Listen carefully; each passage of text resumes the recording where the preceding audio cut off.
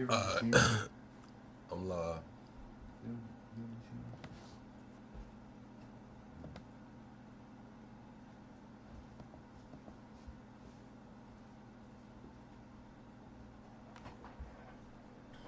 At least I thought I was live.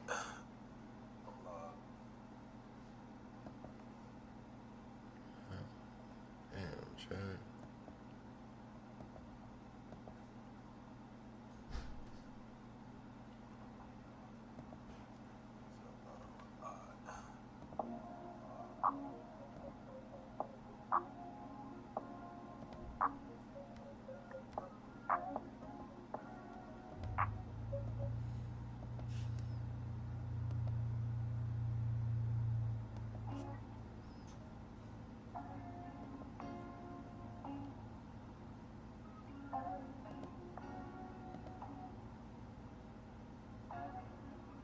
Wow. Lucas stole out them pint bottles out Granny crib. I poured so much I ain't want to live. Told money then, shit we in the wind. I was in the hood when I clipped the bin. Since a young nigga I been ready. Went glass house on every Chevy. In this game I tried plenty settings. It's all or nothing hot.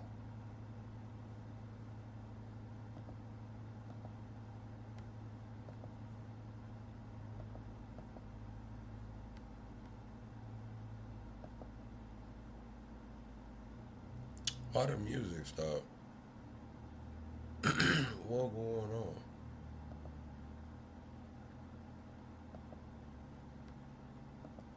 What?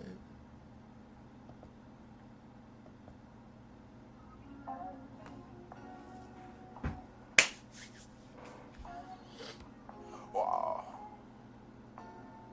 Lucas stole out them pint bottles out Granny crib. I poured so much I ain't want to live. Told money then, shit we in the wind. I was in the hood when I clipped the bin. Since a young nigga I been ready. Went glass house on every Chevy. In this game I tried plenty settings. It's all or nothing. How niggas been. Got sucker niggas, keep suckers with them.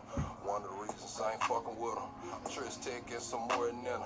Guess she couldn't even afford a winner. I'm open late, don't need a scale. And it's always over, sneak wishing well. I double down, slick shit to spell. Shot it, no, I don't kiss and tell. I'm faded, faded, faded, faded, faded, faded, faded. I'm faded, faded, faded, faded, faded, faded, faded. And I'm faded, faded, faded, faded, faded, faded, faded. I'm faded, faded, faded, faded, faded, faded, faded.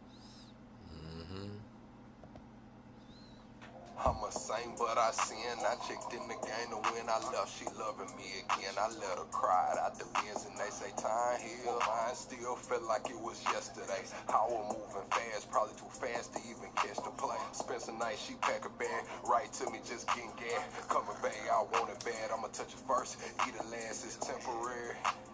Holly damn emotion said it's temporary. My pain deeper than the ocean. Temporary feelings mixed with temporary pleasures. All these temporary moments and these temporary treasures. Temporary circumstances to temporary measures. Temporary friends and even temporary schedules. Temporary smiles and temporary goals. Temporary women sliding on temporary poles. Temporary comments and temporary trolls. I just pray that God bless me. Ain't no temporary souls. I'm a saint, but I sin. I checked in the game to win. I left, she loving me again. I let her cry out the bins and they say time heal. Mine still felt like it was yesterday. I was moving fast, probably too fast to even catch the play. Spent some night, she pack a bag, right to me, just getting gas. Coming back, I want it bad. I'ma touch it first, eat it last, it's temporary. Holly damn emotion said it's temporary. My pain deeper than the ocean. All right, chat. All right, chat. Y'all ready, man? What we doing tonight, chat? Y'all ready? Y'all locked, chat? Y'all locked, man, or what, chat? Welcome to the greatest damn show on YouTube. What we talking about, man? Welcome to the greatest damn show on YouTube. Yeah, man. What we doing tonight, chat? Oh, man. Double tap the screen, shut a live out. What we doing tonight, chat? Double tap the screen, shut a live out. What we doing tonight, chat? It says Anarchy in Minnesota. Trump votes insurrection. Tim WALZ prepares the National Guard and terrorists for everybody, man. What are we doing tonight, chat? Double tap the screen, shut a live out, man. Call your auntie, uncle, and your cousin. Tell them plug live, and he running his mouth. I don't care if you far left, far right, liberal, conservative, Marxist, fascist, alien, NPC. Get your ass in. We finna have them conversations tonight. So call your auntie, uncle, and your cousin. Tell them plug live, and he running his mouth, man. Chat, we got an action-packed episode, man. We are weekend warriors. We are the weekenders. We're still in the building, man. Dual live stream, man, and we locked, chat. It's just like that. We're locked right now, man. We're locked, chat. We got what do we got on the agenda, man? If we have time, we're gonna get into that. I think Dave Smith was on Piers Morgan debating. Also, CNN dropped new video analysis on the Minneapolis ICE shooting. We got some miscellaneous clips. An Atlanta mother bought her daughter a Temu G-Wagon, man. That thing is a G-Wagon, but they're saying it's coming from Temu, man. Also, we're going to talk about, the hell is that, man? Oh, Mark Carney going to Doha. It's like, I don't know what Mark Carney has going on. Mark Carney might be pulling some damn strings. We just seen him go over there, cut the deal with China, reduce the 100% tariffs on the EVs, import about 50,000. And I was like, man, I don't think Trump's going to like that. He didn't. Trump was like, yeah, he better be doing something. Now we see Mark Carney landing in Doha, you know, and Qatar. You know, he might be getting some protections over there. Mark Carney looking like he's securing some damn protections around the world. What else do we got? Some more miscellaneous clips. Oh, and Mr. Beast offered one of his contestants $1 million if he put his entire team at risk of elimination.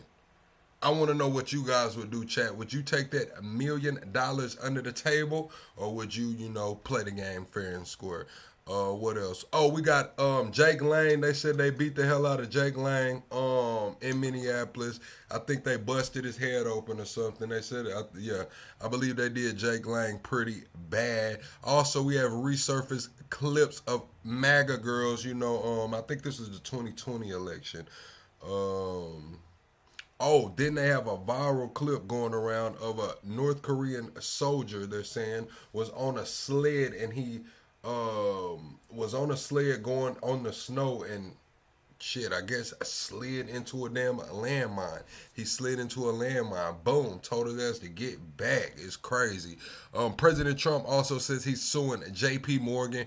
People were coming out saying that he was floating Jamie Dimon's name as a potential Fed chair. Trump's like, hey, hold your damn horses. Not when J.P. Morgan and Chase, man, they just got caught allegedly manipulating the silver markets and shit, and I'm about to sue them because they debanked me after January 6th.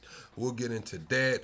Governor WALZ has, it says at Governor WALZ's direction, Minnesota National Guard have been mobilized and are staging to support local law enforcement and emergency management agencies.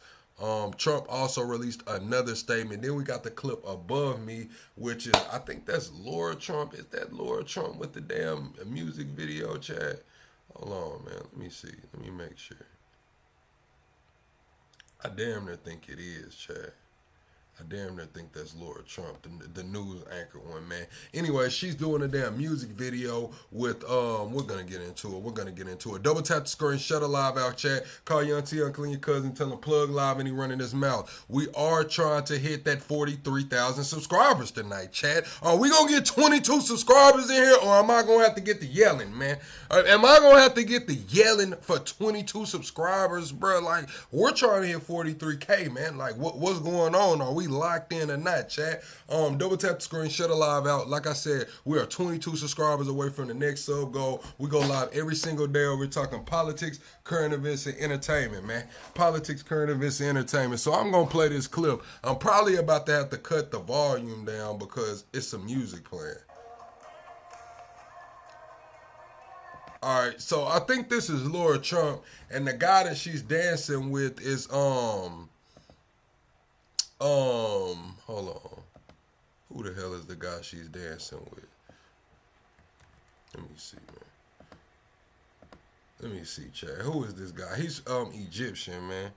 He's damn Egyptian. He's an Egyptian. I guess he's an Egyptian singer, and she's out here doing a damn music video. People are saying, I definitely did not vote for this. I'm just kind of confused because I promise you, I just read a thing earlier this week. I read the memo where they classified the Egyptian Muslim as terror groups. And now I see Lord Trump doing a damn music video. I think that's Lord doing a damn music video with this guy that's an Egyptian singer. And if he's an Egyptian singer, his name is like Muhammad Ramadan, man. The guy's name is Muhammad Ramadan. I'm just gonna be all the way honest with you, man. Once they said he was from Egypt, I was like, he's gotta be one of the Egyptian Muslim. Didn't they just put all kind of restrictions on these people? And now we got her doing a damn music video. Crazy, bro. Crazy, bro. I'm not gonna lie, it's crazy, bro. That's crazy, bro. Like, what? What? Like, did we not just read the memo, chat, where they just, it was like, what was it, Jordania, man? Which one, man? Who did they make terror groups, man?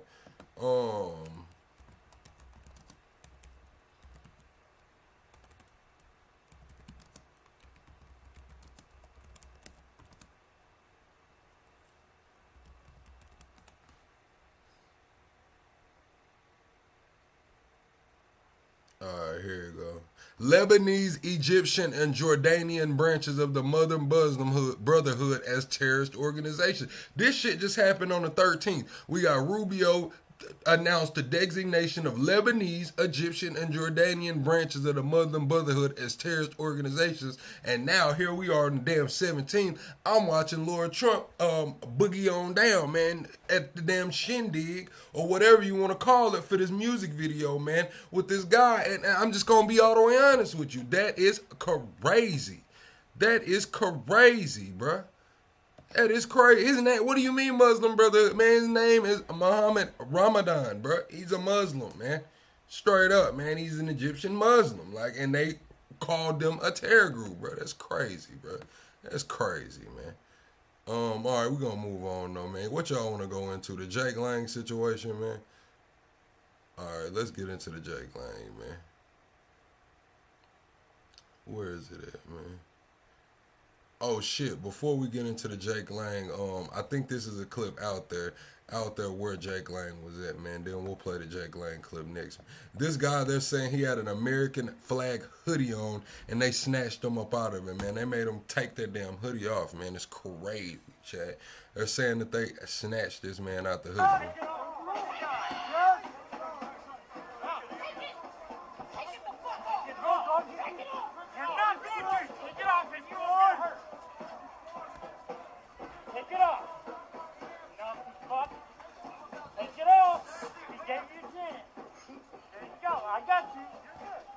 Get your ass up out of here.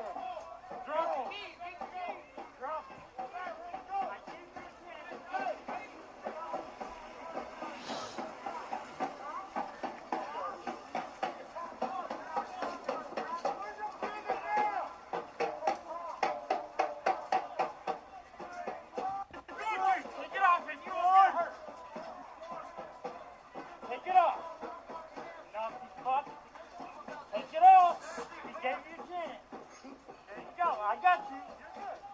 Get your ass up out of here. Drop.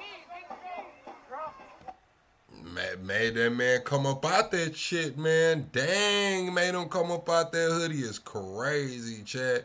That is crazy. Where's that Jake Lang clip, man? Here you go. Yeah, they say Jake Lang got the beats put on him today, man. It's crazy. He was out there in the trenches, but it's looking like today, man, they got a hold of Jake Lang, man.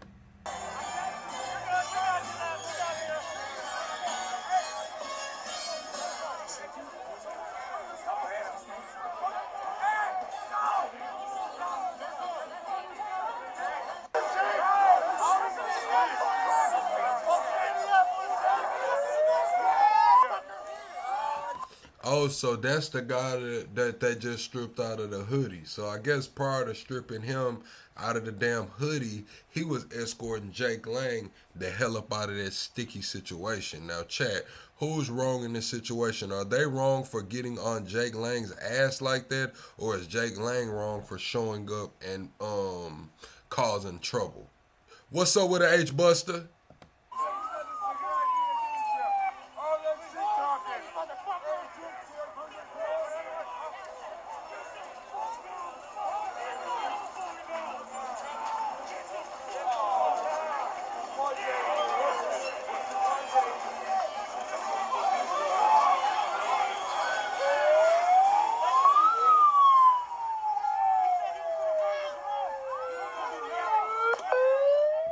So Jake Lang is, in my opinion, he's pretty racist, man. He's racist, guy. He goes out there and just, kind of antagonizes situations and goes fucking viral. Probably makes a lot of money doing it, man.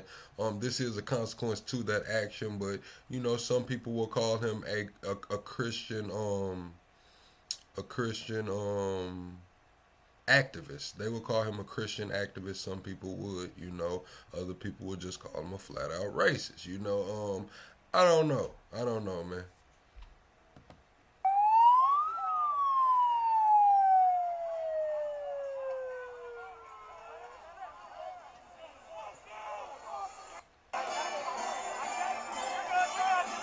All right, so they had to escort him up out of here. Let's see what happened when he got to the car.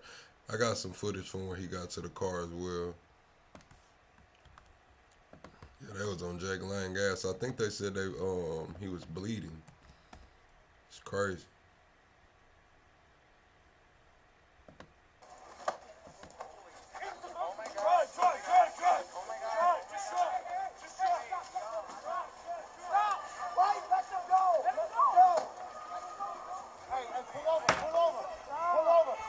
All right, chat. In this situation, what do?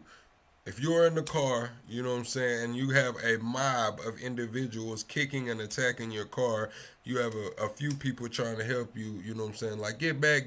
What do you do if you're the driver here, chat?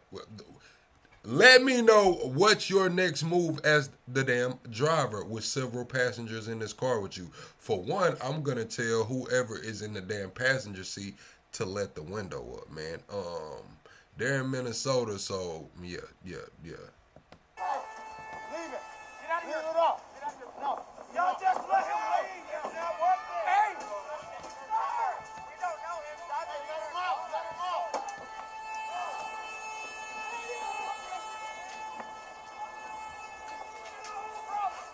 We got his ass! We got his ass! You said turn on Ludacris. That move, bitch. Get out the way. Get out the way. Get out the way. Move. You are wildin', WALZ. You are wildin', bro. I'm not gonna lie. You are wildin'. What up, Dorsey? What up, XX? What up, Too Strong?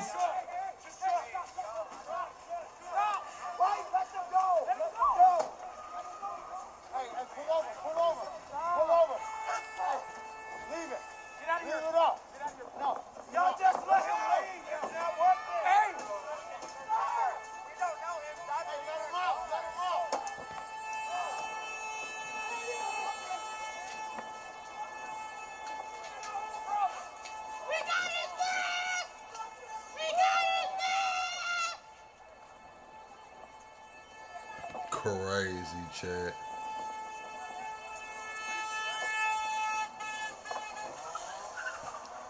Crazy, man.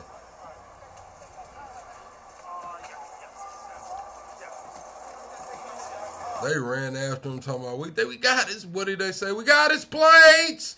We got his plates! Man, listen, chat, I don't know, man.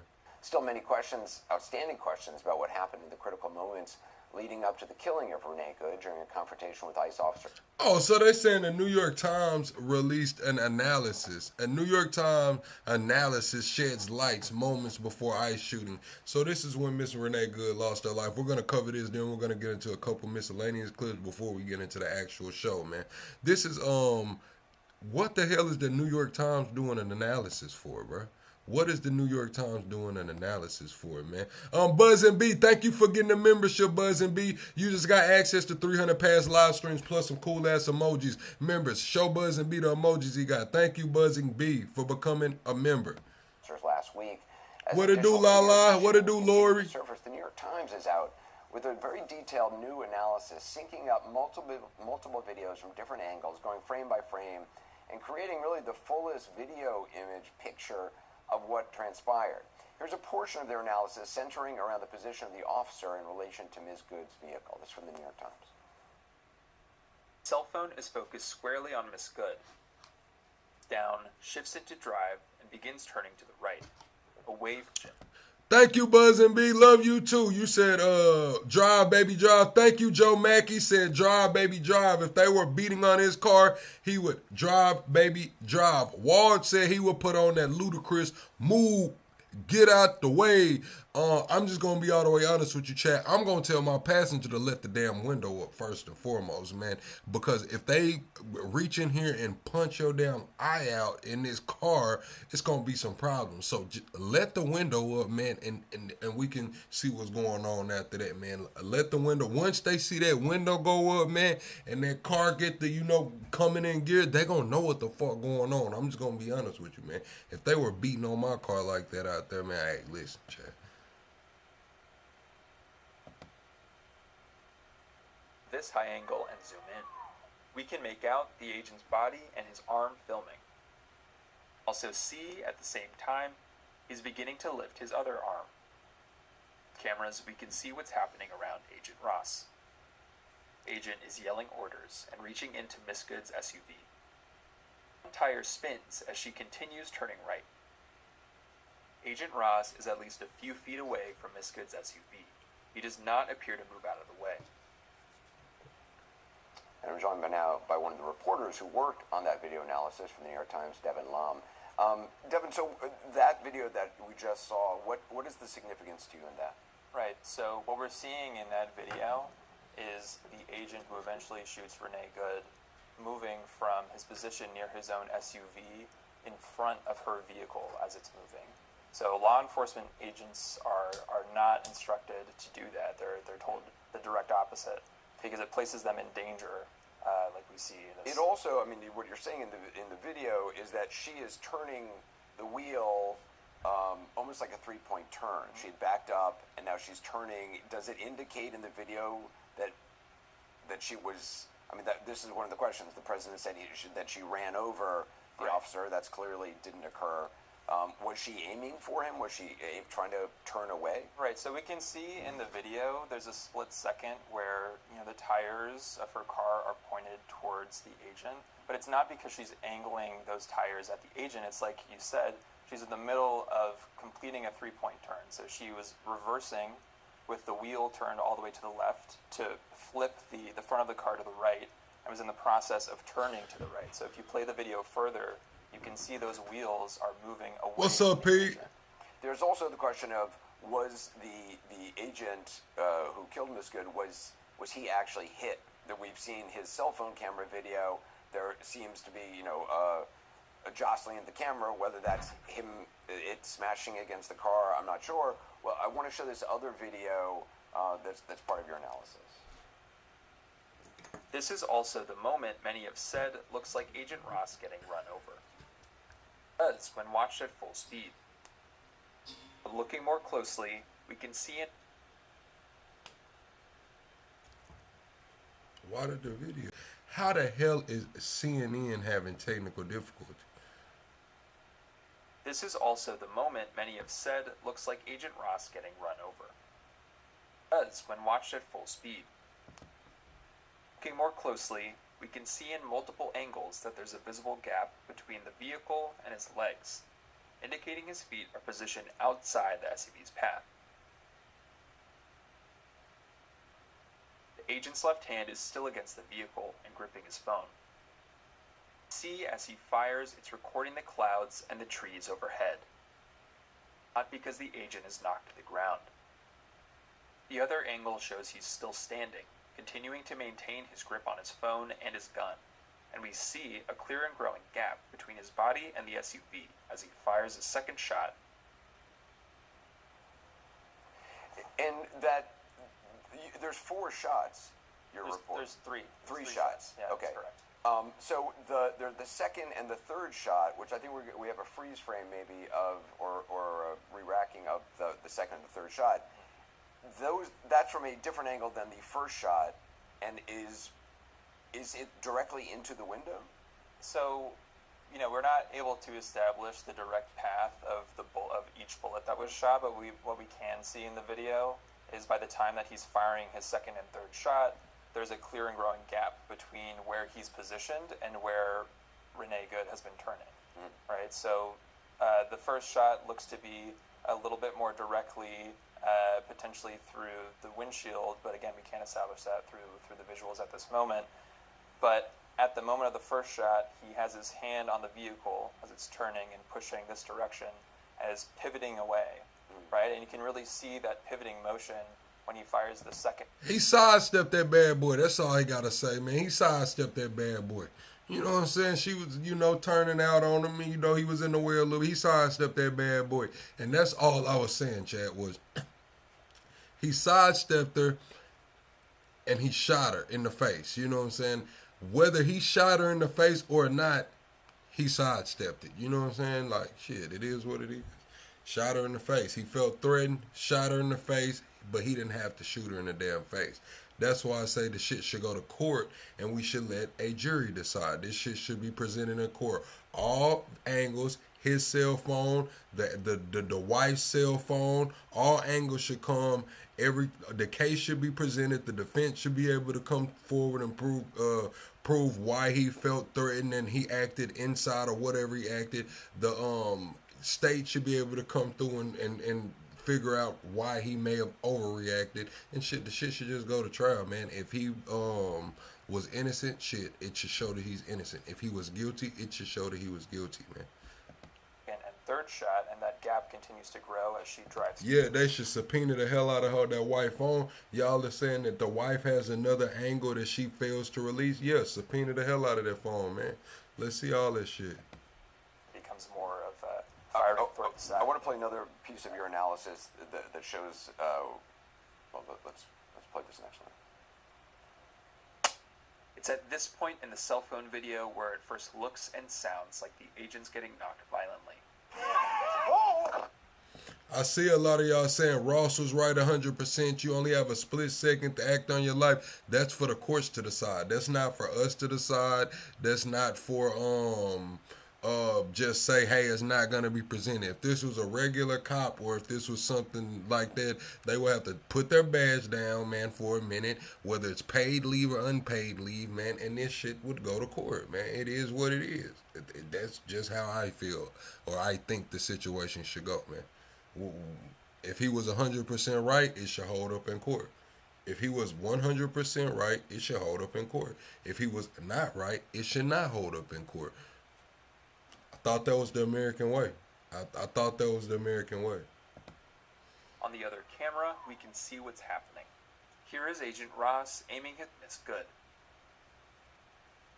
Here is his outstretched arm toward her vehicle, which is barely visible behind the Tahoe. Bone, which is gripped in his left hand, flips over when the agent's hand lands on the front of the vehicle. There's an audible thud when it hits. The camera rotates up towards the sky.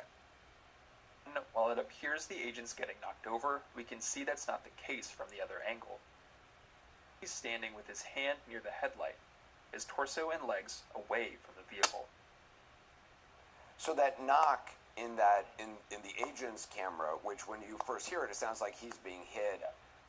That's actually the phone in his hand making impact with the car. Yeah, it's really important to acknowledge that the video that came out last Friday, from the perspective of the agent, was not being recorded by a body camera. It was the cell phone that he was holding in his hand. So when we see some ruffling, some darkness, some shaking, it's not that he's being knocked back. It's that his hand, which is holding the camera, is being moved around by himself as well as the motion of the car. So when we hear a thud and the camera is flipping upward, pretend you're filming, holding a camera like this, and something is coming towards you and you want to put your hand on that thing in front of you, the camera is going to flip up, right? And so when it makes contact with the car, which is turning and driving, it's going to push back in this direction. So that's what we see when we see, his face and the shift from facing the car to upward. It's not him being knocked over.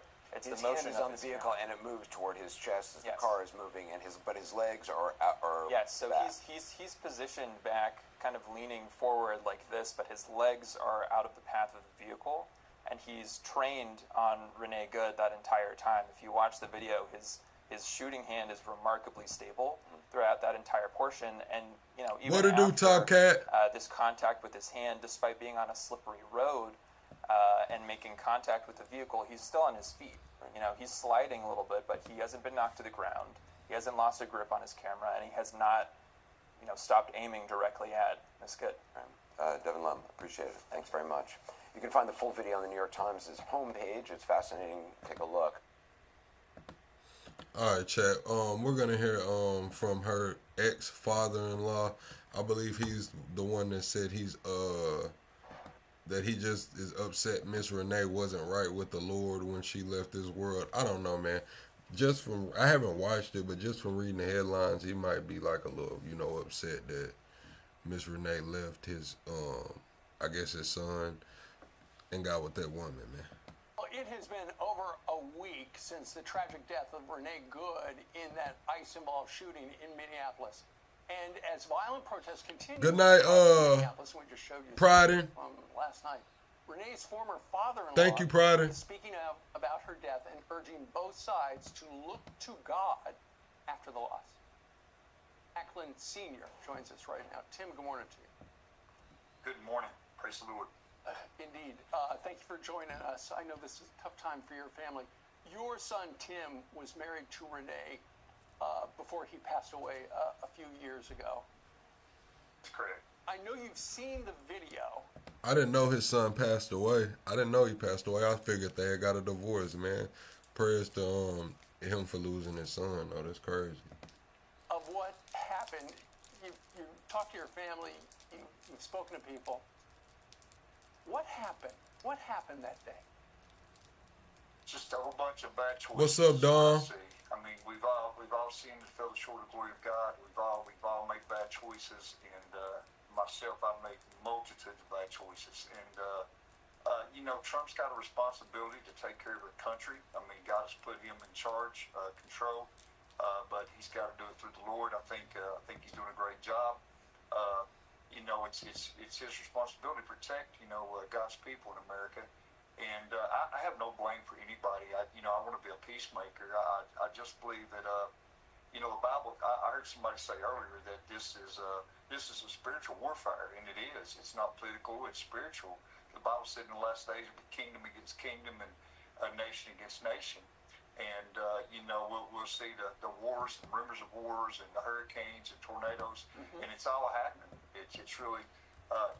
The way the Bible's fulfilling itself, I think it ought to be a wake-up call, realizing this stuff this nation is getting out of control.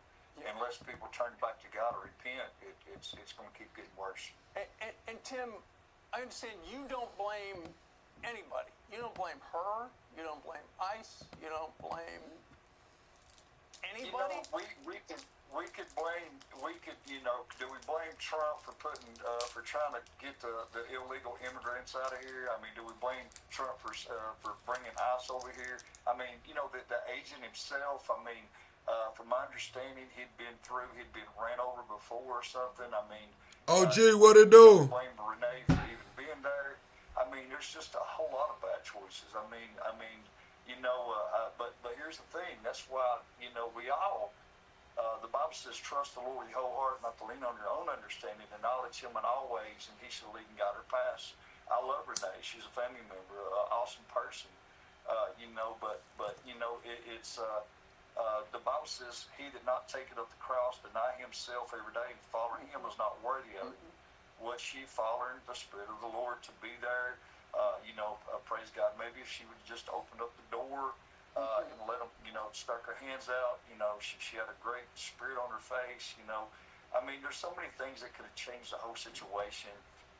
Hey, look, chat, we are 14 subscribers away from 43K, man. I will stop this motherfucker till we get 43K, man. What's going on, chat?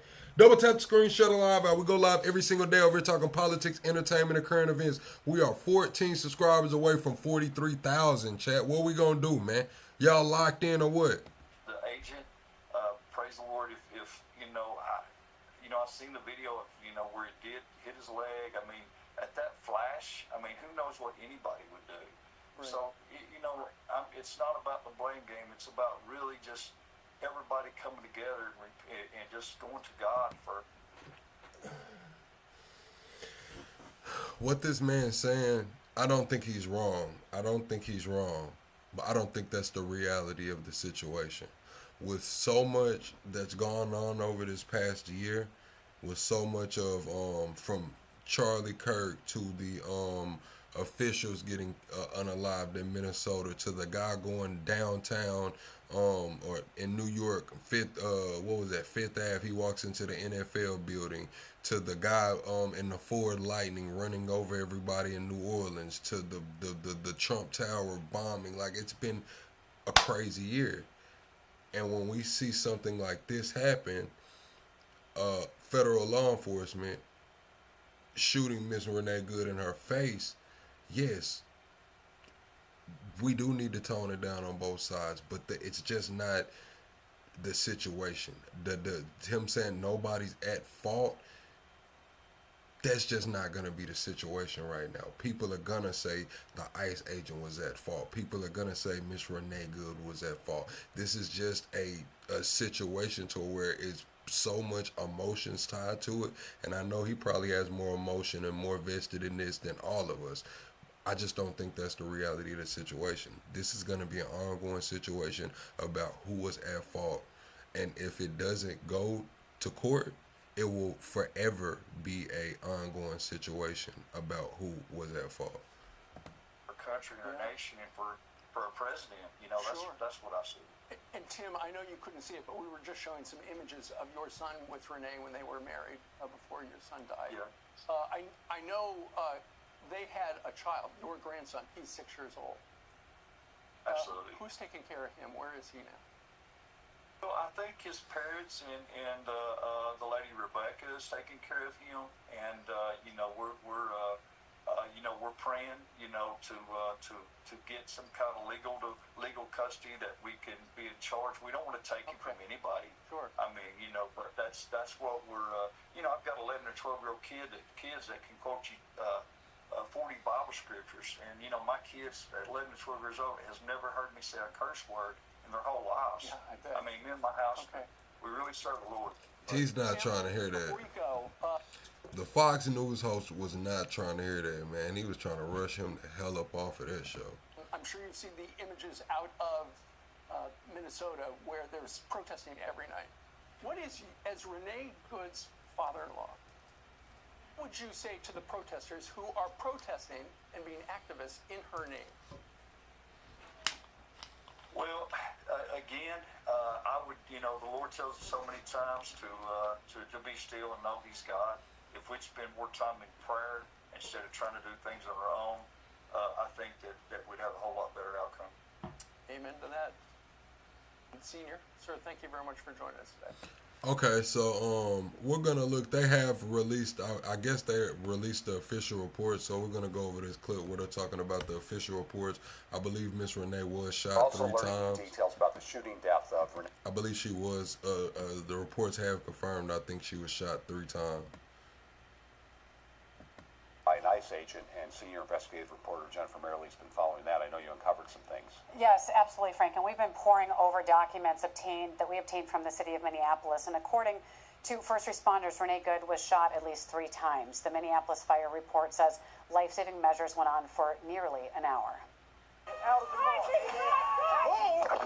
People dialed 911 right after hearing the shots, and we obtained the transcripts. One caller said, "A bunch of ICE agents, they just shot a lady point blank in her car." He went on to say they shot her because she wouldn't open her car door, noting there's video of it. This is video taken by the caller's wife. The report shows the first 911 call came in at 9:38 a.m. The Minneapolis fire report shows crews were dispatched within a minute and a half, arriving at 33rd and Portland 4 minutes later. It says when emergency responders got to Renee Good's car, they took her out of the vehicle and moved her onto a snowbank to assess her condition. It says they found her unresponsive, not breathing, with irregular pulse activity. The report says they found she was shot at least 3 times, in the chest, the left arm, and possibly on the left side of her head. The report details the life-saving measures taken. It says they moved to a sidewalk for a more workable scene, better access for ambulances, and separation from an escalating scene. The report shows they covered her chest wounds, began chest compressions, and put a tourniquet on her arm. And on the way to HCMC, began additional advanced procedures. The report reveals they continued CPR while in the stabilization room at the hospital. They stopped resuscitative efforts around 10:30, roughly 53 minutes after the officer shot Good. All right, also noted in the reports how long the ICE officer stayed on scene. At 9:41, the report notes he's still there. That's right before first responders arrived. And the next time he's mentioned in the dispatch notes is 10:03, and it says he's been transported to the federal building, Frank. Anything else you could tell from the report or you got out of it? Yeah, what we could see is that it was really a chaotic scene, and that's almost what you see in the video too, Frank, is there are notes about 911 calls with people yelling in the background, about needing crowd control, about maintaining a perimeter around the scene, rerouting buses, and sending in evidence gathering teams. So all these things all happening at once as those first responders were there on scene too. Makes sense. Dang, that's crazy, man. All right, chat. Double tap the screen, shut a live out. H Buster, what it do? I see you said Trump is threatening 10% tariffs on the EU. We're gonna get into that in a minute, man. We're gonna play a couple of these miscellaneous clips, man. Lighten the mood a little bit, then we'll get into the nitty gritty, man. What is this right here? What is this that I got pulled up? Hold on, chat.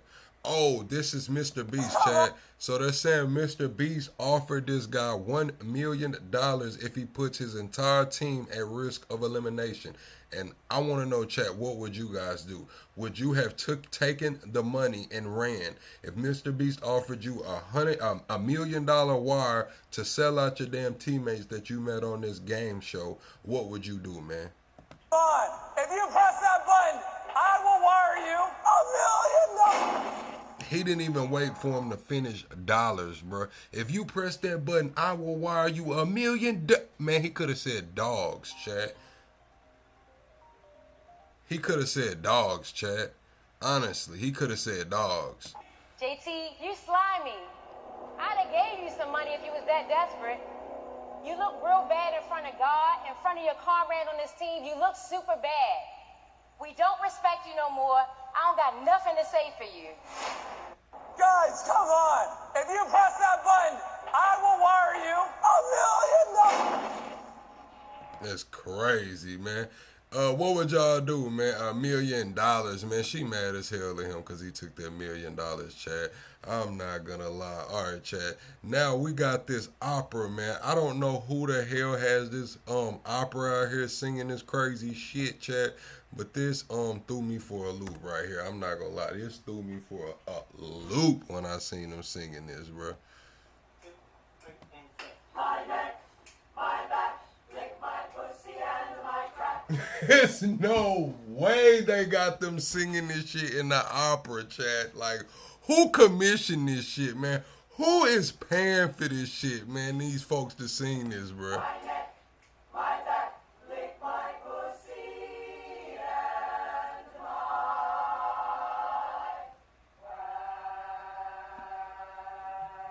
Oh, we're cooked, bro. We are cooked, chat. We're the parents now, Chad. We're the parents now, and this is supposed to be opera, man. The opera has 100, maybe thousands year legacy, man. This is supposed to be upper echelon, high society, a formal arts and shit going on, and they are in this thing singing. Who is that? Is that Lil' Kim or Trent? Man, who is that, bro? It's crazy.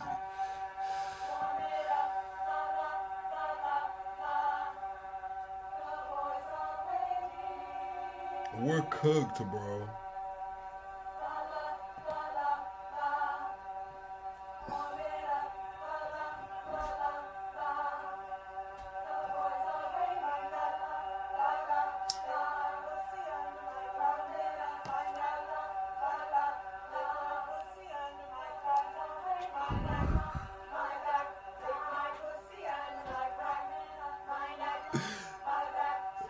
Oh, this Missy Elliott, bro. This Missy Elliott. Okay, all right. This Missy Elliott, Mama Money. Thank you, man. It's no way they in here singing this shit at the opera, bro. They got all kind of undertones and shit going on, man. This shit is crazy, bro.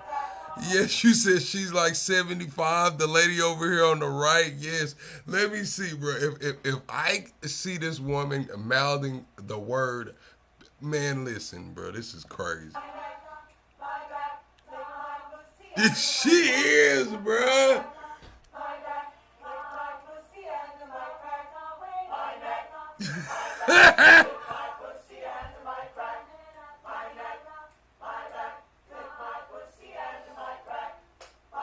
And I just want to know how. I was finna say, how did the black guy get in there, man? But the damn director, man. What do they call the guy that gets up there with the little damn stick, man? What do they call that guy that gets up there like this, man? What is that called? Is that the director? What is the guy called that goes? You know, he get to moving his hands real fast. That guy's black, so I guess he invited the only black guy over there singing, man. I don't know what the hell is going on.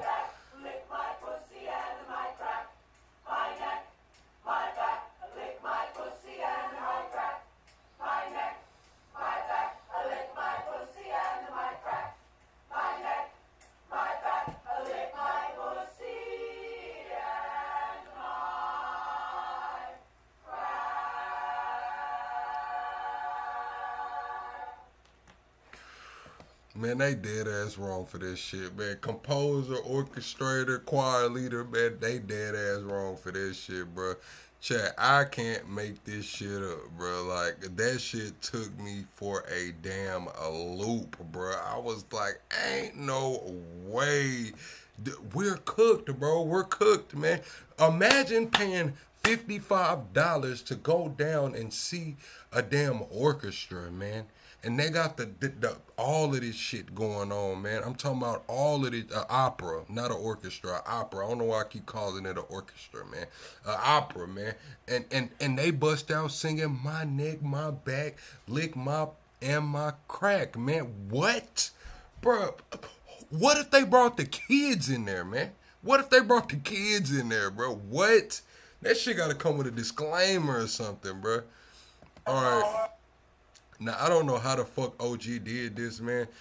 This dude is about to pop this balloon and pull out a damn bird, a white dove out of the damn balloon check. I don't know how the fuck he did this, man. I don't know if he's tapped into some other shit, man, or if this is just years of training, but this shit is kind of crazy to me. To produce what? Life.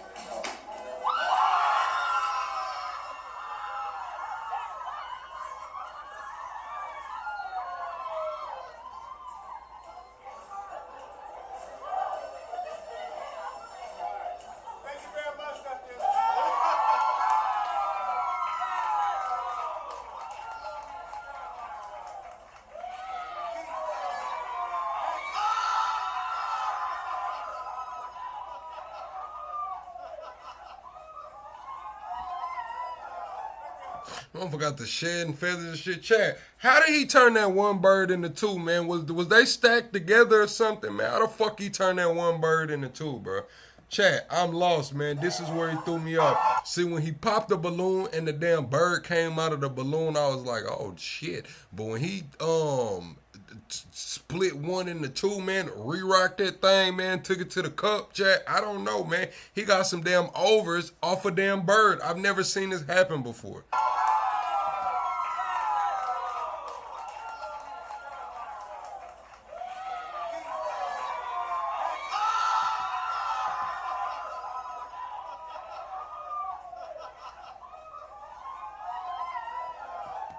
Yeah, y'all saying David Blaine is black, man. David, you say one in each sleeve. Okay, so he pulled that bad boy out the sleeve, y'all. I was looking to see if it came out the sleeve, man. I don't know, bro. I don't know, brother. All right, Chad, we're gonna move on. We got a couple more miscellaneous clips, and then we're gonna get get into the news, man. We'll talk about the tariffs, and I think Dave Smith did that Pierce Morgan joint. Chat, we 3 subscribers away, man. 3 subscribers away from 43,000, man. What we gonna do, chat? What we gonna do? Are we gonna get 3 subscribers, man? Do I gotta get the yelling or what, man? 3 subscribers away, chat. Double tap the screen, shut the live out. All right, chat. This guy's talking about code switching, man. He's talking about code switching. Have you ever code switched, chat? Have you ever code switched, man? Have you ever got around my white viewers? Have you ever got around some black people and got to talking a little different? My black viewers, have you ever got around some white people got to talking different, man? Where are the code switchers at, man? Following. I work for LADW. La, chill out. And I'm a procurement agent there. So, yeah, I have to code switch.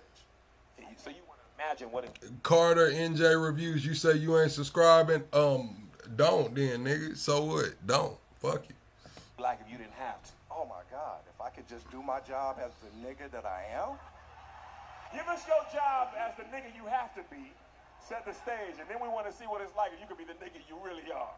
Hey, Tony, this is Eric from LADWP. I'm giving you a call about the order of 3/4-inch piping I ordered last week. I've noticed we have yet to receive those items. Can you give me an explanation as to why they haven't arrived? Yes, Eric. Let me tap into the mainframe and check out that invoice. Can I get that invoice number, please, Eric?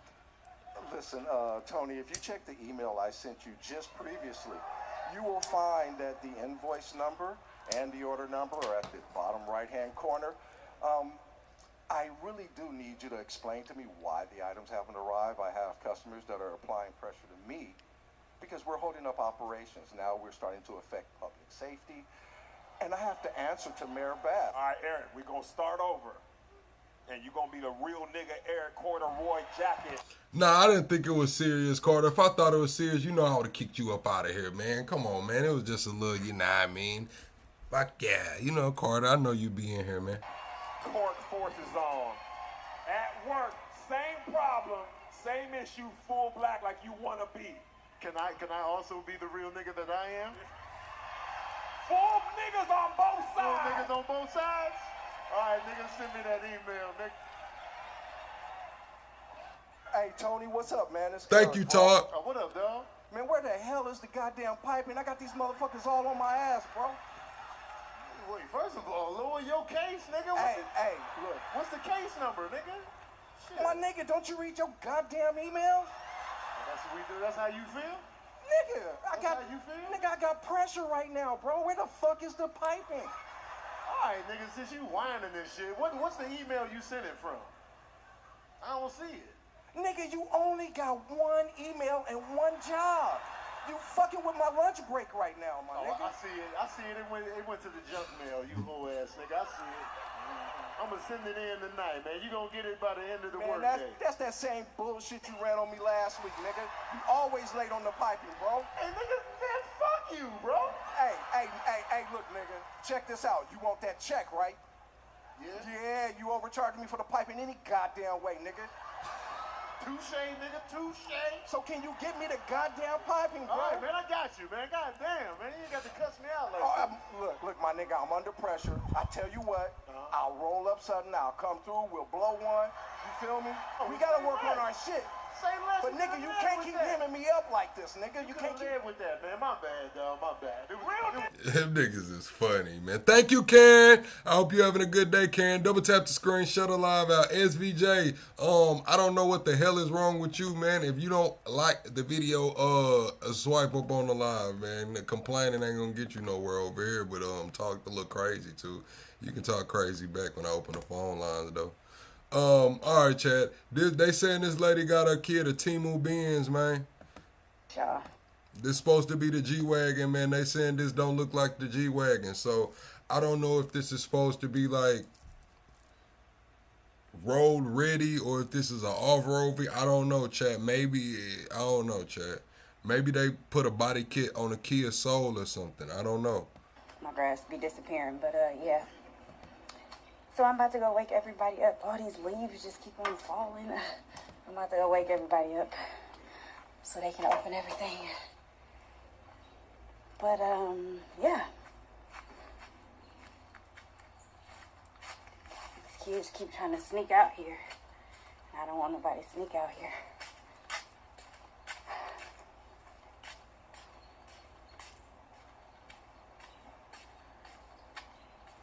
Yeah, I don't think I did. I did too bad. No more. After this year, no more Christmas. This is it for me. This is it for me. Baby DS, and then that's it. That's it. No more. Ain't nobody else got a Christmas. They're done. I'm officially done with fucking Christmas. I'm serious. I'm gonna wake everybody up. Damn, she bought like 9 cars. She bought some Chevys, a little Ford, and some old shit, man. Or did she just go out there and have everybody take that car through the car wash and slap a damn blue bow on it, man? What the hell is going on, man? What the hell is going on with all them cars she bought, man? She hustling hard if she bought all them damn cars. I ain't gonna cap, chat. All right, let's get into the news, man. Double tap the screen, shut a live out, chat. We're about to get into them tariffs. Let's see what's up with the tariffs, man. Trump actually released a couple statements today. I'm gonna pull up those statements, man. Trump tariffs today. I'm gonna pull up those statements, man. Charge countries, okay.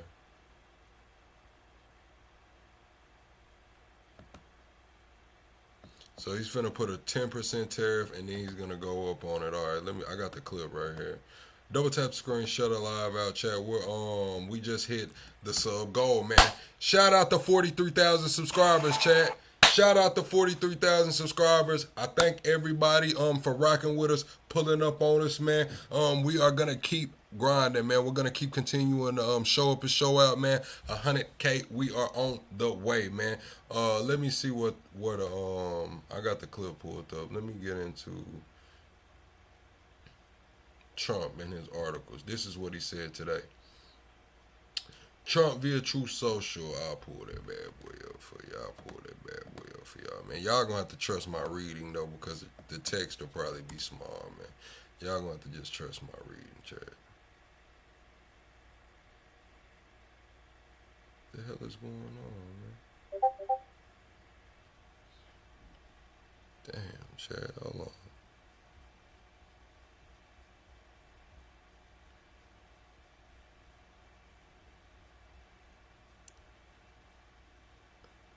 Here we go.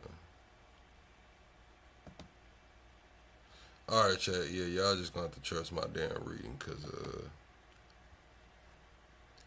y'all might not be able to see that. Can y'all see that bad boy?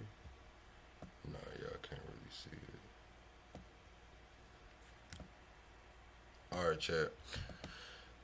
Trump said, we have subsidized Denmark and all of the countries in the European Union and others for many years by not charging them tariffs or any other forms of remuneration. Now, after centuries, it's time for Denmark to give back.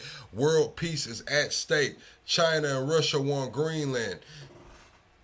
And there is nothing that Denmark can do about it. They currently have 2 dog sleds as protection, one added recently. Only the United States of America under President Donald J. Trump can play in this game, and very successfully at that. Nobody will touch this sacred piece of land, especially since the national security of the United States and the world at large is at stake. On top of everything else, Denmark, Norway, Sweden, France, Germany, the United Kingdom, the Netherlands, and Finland have journeyed to Greenland for purposes unknown. This is a very dangerous situation for the safety, security, and survival of our planet. These countries who are playing this very dangerous game have put a level of risk in play that is not tenable or sustainable. Therefore, it is imperative that in order to protect global peace and security, strong measures must be taken so that the potential perilous situation end quickly, without question. Starting on February 1, 2026, all of the above mentioned countries, Denmark, Norway, Sweden, France, Germany, the United Kingdom, Netherlands, and Finland, will be charged a 10% tariff on any goods sent to the United States of America. On June 1st, 2026, tariffs will be increased to 25%. This tariff will be due and payable until such time as a deal is reached for the complete and total purchase of Greenland. The United States has been trying to do this transaction for over 150 years. Many presidents have tried, and for good reason, but Denmark has always refused. Now, because of the Golden Dome and modern-day weapon system, both offensive and defensive, we need to acquire. The need to acquire is especially important. Hundreds of billions of dollars are currently being spent on security programs having to do with the dome, including possible protection of Canada. And this very brilliant but highly complex system can only work at its maximum potential and efficiency because of angles, meets, and bounds, if this land is included in it. The United States of America has immediately opened a negotiation with Denmark and any of these countries that have put so much at risk despite all we have done for them, including maximum protection for many decades. Thank you for your attention to this matter, President Donald J. Trump. How do y'all feel about that, man? Thank you, Lala. Thank you, Lala, for 43K. Thank you, Lala, for the dono for 43K. For your continued support, y'all double tap the screen and shut a live out chat, man. Y'all give Lala some flames on that $20 dono, man. Thank you, Lala. Let's get into it, man. Let's get into the clip.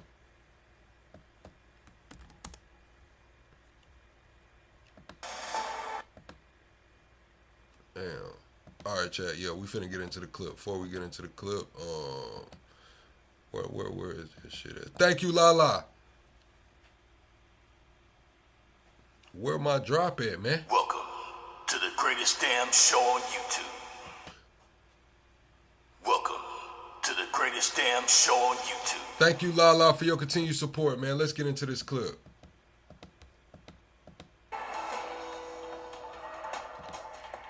I'm Andrew Dimber. We have a lot to get to, but we begin with some breaking news. President Trump posting on social media moments ago, he's slapping tariffs on NATO allies who are opposed to his plan to acquire Greenland. This as protesters take to the streets of Nuuk, Greenland. Demonstrators there participating in a Stop Trump march this afternoon as the White House moves forward with its pressure campaign to try and take control of the island.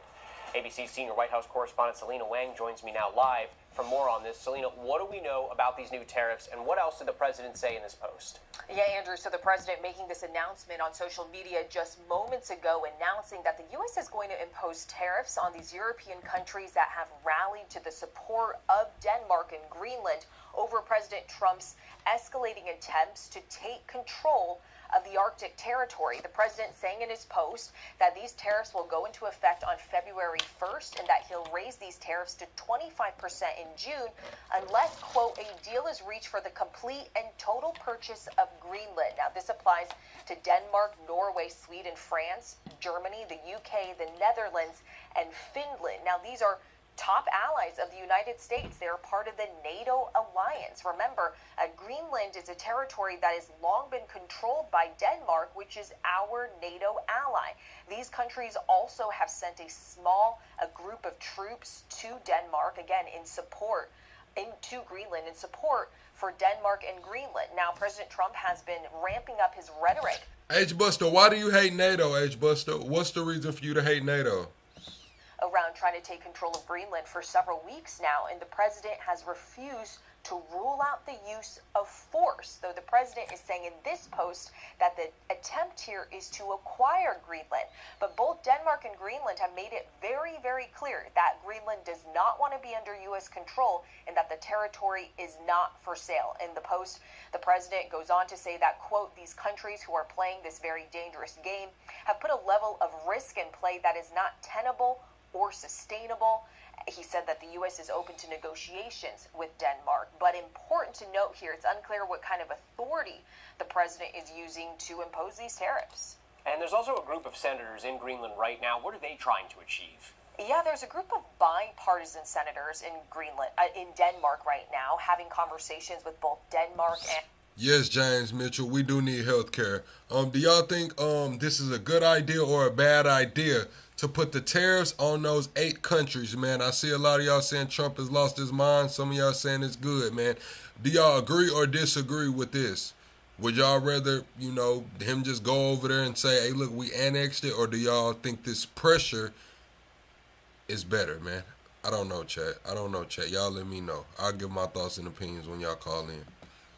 Greenland officials. I was just speaking to a senator What's up, who's Mona? currently in Denmark, and quite frankly, he says our allies are rattled. They're deeply concerned about what the president has been saying in the future of this relationship, of this alliance. Now, it's clear here that these senators are trying to lower and cool the temperature as the president has really been ramping up his... What threw me off is Trump said he created a peace, what the fuck is he calling this shit? A Peace Corps. Is it a Peace Corps? Board of Peace. Trump calling this shit the Board of Peace, right? Trump's created a Board of Peace with Witkoff, Rubio, a lot of these guys on there, and he's telling countries, and if they want to join the Board of Peace, that shit gonna cost $1 billion. If you pay $1 billion, you will forever be on the Board of Peace. Trump saying he's gonna chair the Board of Peace, man. So I think Trump is cementing his damn way, man. If Trump gets when 2028 comes and a new president's coming in, man, Trump probably still gonna control this Board of Peace, man. Trump's trying to control this damn Board of Peace. He said he's chairman of the board, man. Straight up. They want to try and reassure our allies that the U.S., not everybody in the U.S. is on board. In fact, polls show that the vast majority of Americans from both parties do not agree with the idea of taking control of Greenland. So with that, why is the president so insistent on trying to acquire Greenland in the first place? Yeah, so President Trump repeatedly says, including in this post, that the U.S. must acquire Greenland for national security purposes. He frequently cites how there are Russian and Chinese ships near Greenland and that those two countries could take over the Arctic territory. Now, when you talk to Arctic experts and the senators who are in the region, they say that is just patently false, that those countries do not pose an imminent threat, and that, in fact, the Chinese and Russian ships are in the Bering Strait, which is actually closer to Alaska. So they say that the president's claims are unfounded. They say, of course, there is a national security interest in Greenland for the United States, which is why the U.S. already has a base there, saying that the concerns from America about national security related to the Arctic territory is already covered by the military assets we already have there. More to come on these new tariffs. Selena Wang, for now, thank you. Shit is crazy, man. So we're tracking this. This morning, President Trump just slapped a 10% tariff on countries not supporting a U.S. plan to control Greenland. Starting February 1st, the president says that tariff will continue until a deal is reached on the purchase of Greenland. He's also saying that tariffs on Greenland will increase to 25% starting on June 1st. For more on all of this, let's bring in now U.S. Ambassador to the United Nations, Mike WALZ. Mike, good to see you. Good to see you. Good to be with you, Aisha, and congratulations on the show. Thank you, Ambassador. I want to start with Greenland, and the UN, at least their experts, came out with a kind of a condemnation of the U.S.'s rhetoric on Greenland. I'm going to read it to you. They write, assertions suggesting that a territory can be taken, controlled, or owned by another state in pursuit of perceived national security or economic interest in the logic of colonial domination that the international community has long rejected. Look, we've heard a lot of concerns from the left that this is going to push our allies away. At the worst, it's going to blow up NATO. You've been to Greenland. You were just there last year with the vice president. What did you see in here? Well, first, this is why President Trump has defunded the so-called Human Rights Council from where these so-called experts come from. Look, at the end of the day, the president is doing whatever it takes for our national security in our hemisphere, whether you want to call it the Monroe Doctrine or the Monroe Doctrine 2.0, from the Arctic to the border to the Panama Canal to our key interests in Central and South America. And in this case, he's trying to make a deal. And this is no secret that he sees it critical to our national security. Look, Aisha, Denmark subsidizes Greenland to the tune of over $500 million a year when their defense budget is only about $5 billion per year. That breaks down to about $12,000 per head for the 53,000 Greenlanders. I promise you, their lives will be safer, stronger, and more prosperous under the umbrella of the United States. And furthermore, if you look at Denmark's defense expenditures, they have 0 heavy icebreakers. They really have no Navy in the Western Hemisphere to speak of, and they certainly aren't contributing in a meaningful way to the Golden Dome, space, or other types of missile defense we have to have. Meanwhile, look at Russia. Talking about Jasmine Crockett 2028 here, she gonna have to be Korean. I think she'll be Tarico, but she gonna have to be Korean to get in the Senate here. With over 60 icebreakers, some nuclear. The Chinese are building more. They're pushing up into the natural resources that are up there, that are increasingly exposed in the polar regions. We have to secure the United States. The Greenlanders will be better for it, and our alliance will be better for it. I mean, that's kind of the point the president is making, right? When you hear the pushback about there's no threat today, nobody's bothering Greenland today. Well, this is not about today, right? This is about what might happen in the next coming years. That's what national security is about. That's right. It's looking forward in the future threats that we do see rising, both from all of our adversaries, but also it's about looking back. This area, this region was completely ignored by both NATO and Denmark, who is a great ally otherwise, but just doesn't have the resources or the capacity to do what needs to be done in the northern region. And to the to the Democrats who say, well, they're giving you full access. Look, everybody knows that if you are renting a place or a home, you treat it differently than if you own it. Yeah. And from a standpoint of international law, President Trump is trying to make a deal, as President Truman tried to do in the 40s, as we did with the Virgin Islands, which we purchased from Denmark for $25 million in the 20th century. So there's nothing wrong with that, and he's doing what needs to be done. Another adversary that we're watching closely is Iran. You've been on top of this all week long. This is the president on Truth Social talking about sort of why he is holding back on strikes right now. He wrote, "I greatly respect the fact that all scheduled hangings, which were to take place yesterday, over 800 of them have been canceled by the leadership of Iran." But then today... Dorsey. Nothing wrong with that. What it do, Dorsey? Hey, what's going on, Plug? Happy Saturday to you. Yeah, happy Saturday. Court said, Plug, look up all the import the U.S. have from the EU and all the items that the U.S. will see prices increase to. Can the U.S. take that at the ATM? Yeah, we've been getting beat across our fucking heads since after COVID. Of course the U.S. can't take it, man. I mean, it is what it is, though. It's not going to be surprising to us courts. It is what it is. We damn near built for this shit, hell. I think that I can understand Trump trying to take Greenland and so forth for the resources, and then also it gives us an early detection on the hypersonic missiles and so forth, right? But hold on, man. Who, there's somebody spamming in my fucking chat, bro. Like, we missed you in Minneapolis today, you big phony. What the fuck is you talking about, bro? Get out of here, bro. Coming in my you were chat. supposed to go to Minneapolis? No, man. How do I ban him? Get him the fuck out of here, spamming my chat. Levi said you were supposed to be in, Man, Levi don't fucking know me. Levi just coming through talking. Go ahead, though.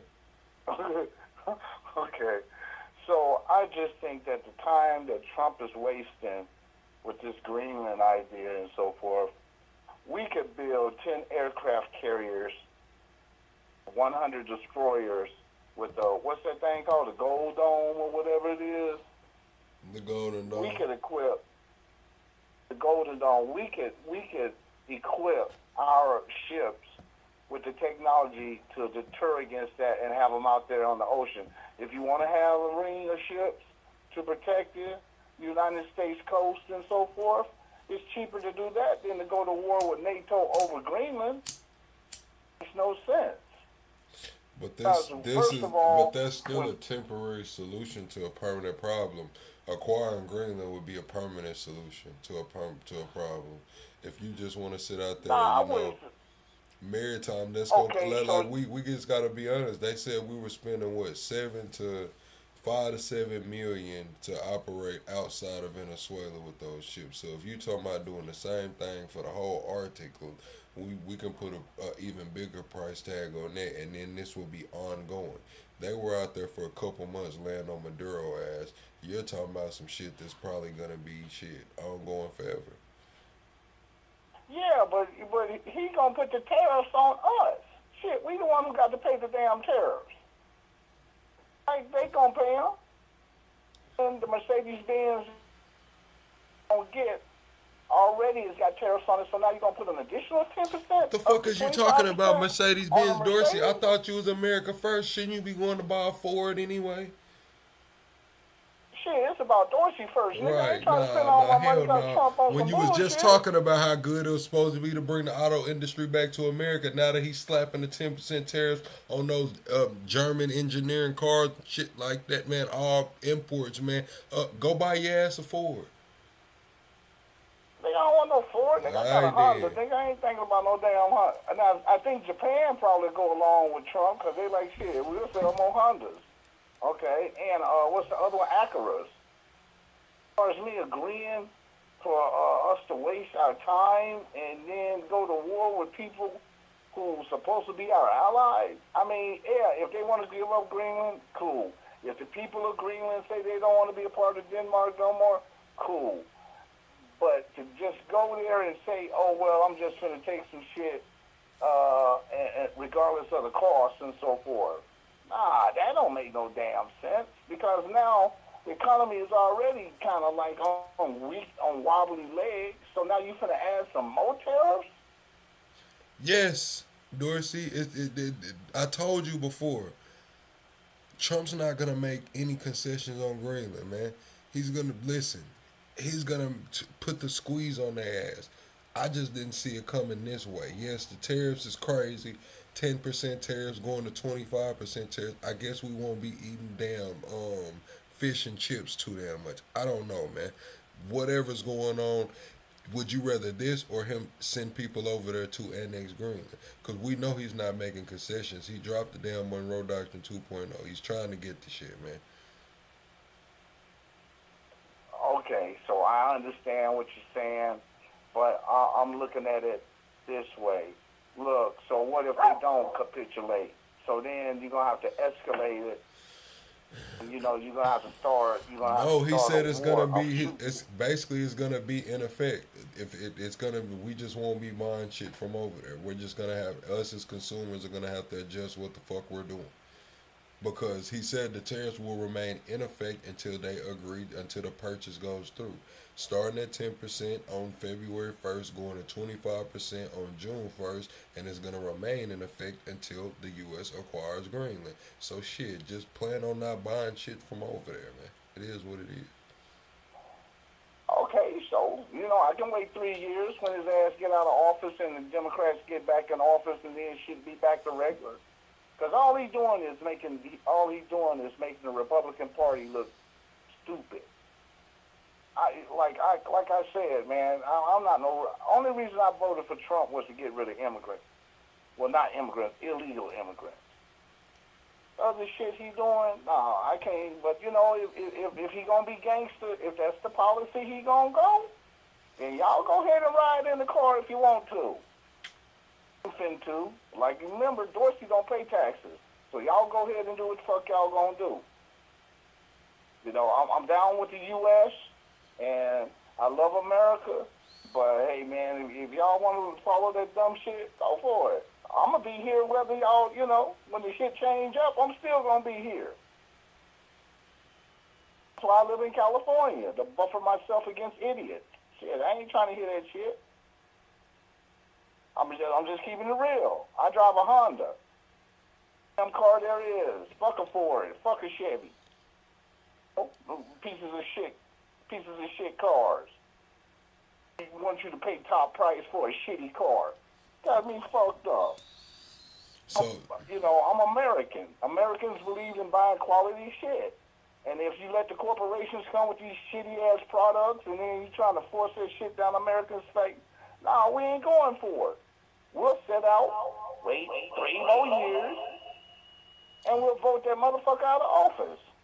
Remember, I'm an independent, so I don't really, some things I agree with Trump, but some shit, man, man, you ain't no damn businessman, nigga, if you done been bankrupt. I see why the nigga been bankrupt 14 times. Stupid ass ideas. Man, listen, Greenland. I don't think he's gonna make any concession on Greenland, man. Especially when it take comes. Venezuela first, then. If you gonna do it, shit. No, man, listen. Follow up. Another thing too is they have to. Some of these states are pushing back on these data centers. Some of these states are pushing back on these data centers because they're talking about how much the energy increase is going to be to the average customer. Now, Greenland has about 54,000 people over there as a country. I'm not saying it's right. I'm saying that this is what Trump and his administration is looking at as well. We can cool all of these data centers damn near year round for free. For free. And that's going to save billions and billions. They're looking at it like an asset that'll pay for itself. Oh, if we spend all of these billions to acquire it, well, we'll save all of these billions cooling these data centers, mining these minerals, doing whatever the hell else we're going to do. Okay, Plug. That shit sounds good except for one thing, right? We have Alaska. So why the fuck we got to take Greenland when we can do the same shit on American You think soil? Alaska's... If you want Hold on. just ask them. Because if they put that's too close to Russia. Hey, Greenland right there in the Arctic Circle, near the Arctic Circle, that's near Russia. I guess it's a little different. I don't know. I'm going to be honest with you, Dorsey. If you want me to be completely honest with you, I don't think Alaska finna get spared either. When it comes to this data center shit, I think they finna slap them bitches in Alaska too. I don't think anything's safe. Okay, we'll slap some in Alaska first, and then let's see how this shit work out. And then if the shit work, then come back to me later on Greenland. But as far as I'm concerned, nigga, go get that money in Venezuela first before you move on trying to take on shit. Oh, that's my whole thing. If you Dorsey, how many times have you? I'm not Dorsey. How long have you been black? Shit, I've been black since the day I was born. Okay, so how many times have you heard somebody say it's all working, man? It's all working. It's all working. Oh, it's all working? It's all working. You talking about he need to go get Venezuela first before he get to Greenland. Man, since when have shit like that been going on, man? It's all working, man. Venezuela, Greenland, damn Iran. This man's talking about he ended 8 wars and shit. Man, listen, it's all working in Trump's mind, man. He's not tackling one issue at a time. When the fuck have we ever seen somebody try to tackle one issue at a time? That's why America fucked up, because they never be able to motherfucking just concentrate on one thing and get it down pat. And then, on top of that, he hires the most incompetent motherfuckers in the world. I forgot, Dorsey, you from Cali. That he might got be... motherfuckers who had, I said I forgot you from Cali. That it's all working. That might be a southern thing, man. It's all working, man. That mean it's all going on, man. Nigga, it's all working. I know it's all working, but my whole thing is, it's just like the other one. I love it when a plan comes together, right? That's some A-team shit, right? But see, my whole thing is, if it's all working, then cool. But it still takes time for shit to work out the proper way. And you can't rush the shit. But if you such a statement, that's the thing, Dorsey. That's been my thing since November. I've been trying to get everybody to understand. You hit the hammer on the nail. Rushing. We are dealing with accelerationists, dude. That's the name of the fucking game, is to rush it, bruh. They're not, all the red tape is gone, man. They're trying to run this one way or another, we're about to get a fundamental shift. Either they're going to run this motherfucker to the ground so they can build it back up anew, or they're finna run us into technology where the shit just changes. Either way it goes, it's accelerationist, man. Look at the Department of War's memo, man. They said it, man. I understand. Look, I understand that, but my whole thing is, First of all, you said, I mean, this is what he's talking I'm just about. telling you what we dealing with. I'm not saying what's right or what we need. I'm saying this is what we're dealing with. We're dealing with technocrats and fucking accelerationists, man. It's not any more slowing down. Yeah, but we dealing with people who's stupid as fuck. Now, That's why they finna let the computer think for them. Okay, so let me ask you something. Now understand. You say these data centers generate a lot of heat. Am I right or wrong? Correct. Or they take a lot of energy. A lot of heat. Yeah, you gotta cool them. You gonna take. Well, if it take a lot of energy, why the fuck you going to Greenland? Because you'll save on the cooling expenses, and I'm pretty sure they're gonna use the solar shit. All of the damn ice out there is nothing. It's not. The people only live around the edge of Greenland, so they'll probably just slap data centers wherever the fuck they can, man. They talking about building Freedom City over there. You didn't see the technocrats already done started acquiring mineral rights and shit. They're talking about building some shit called Freedom City over there. Freedom City where?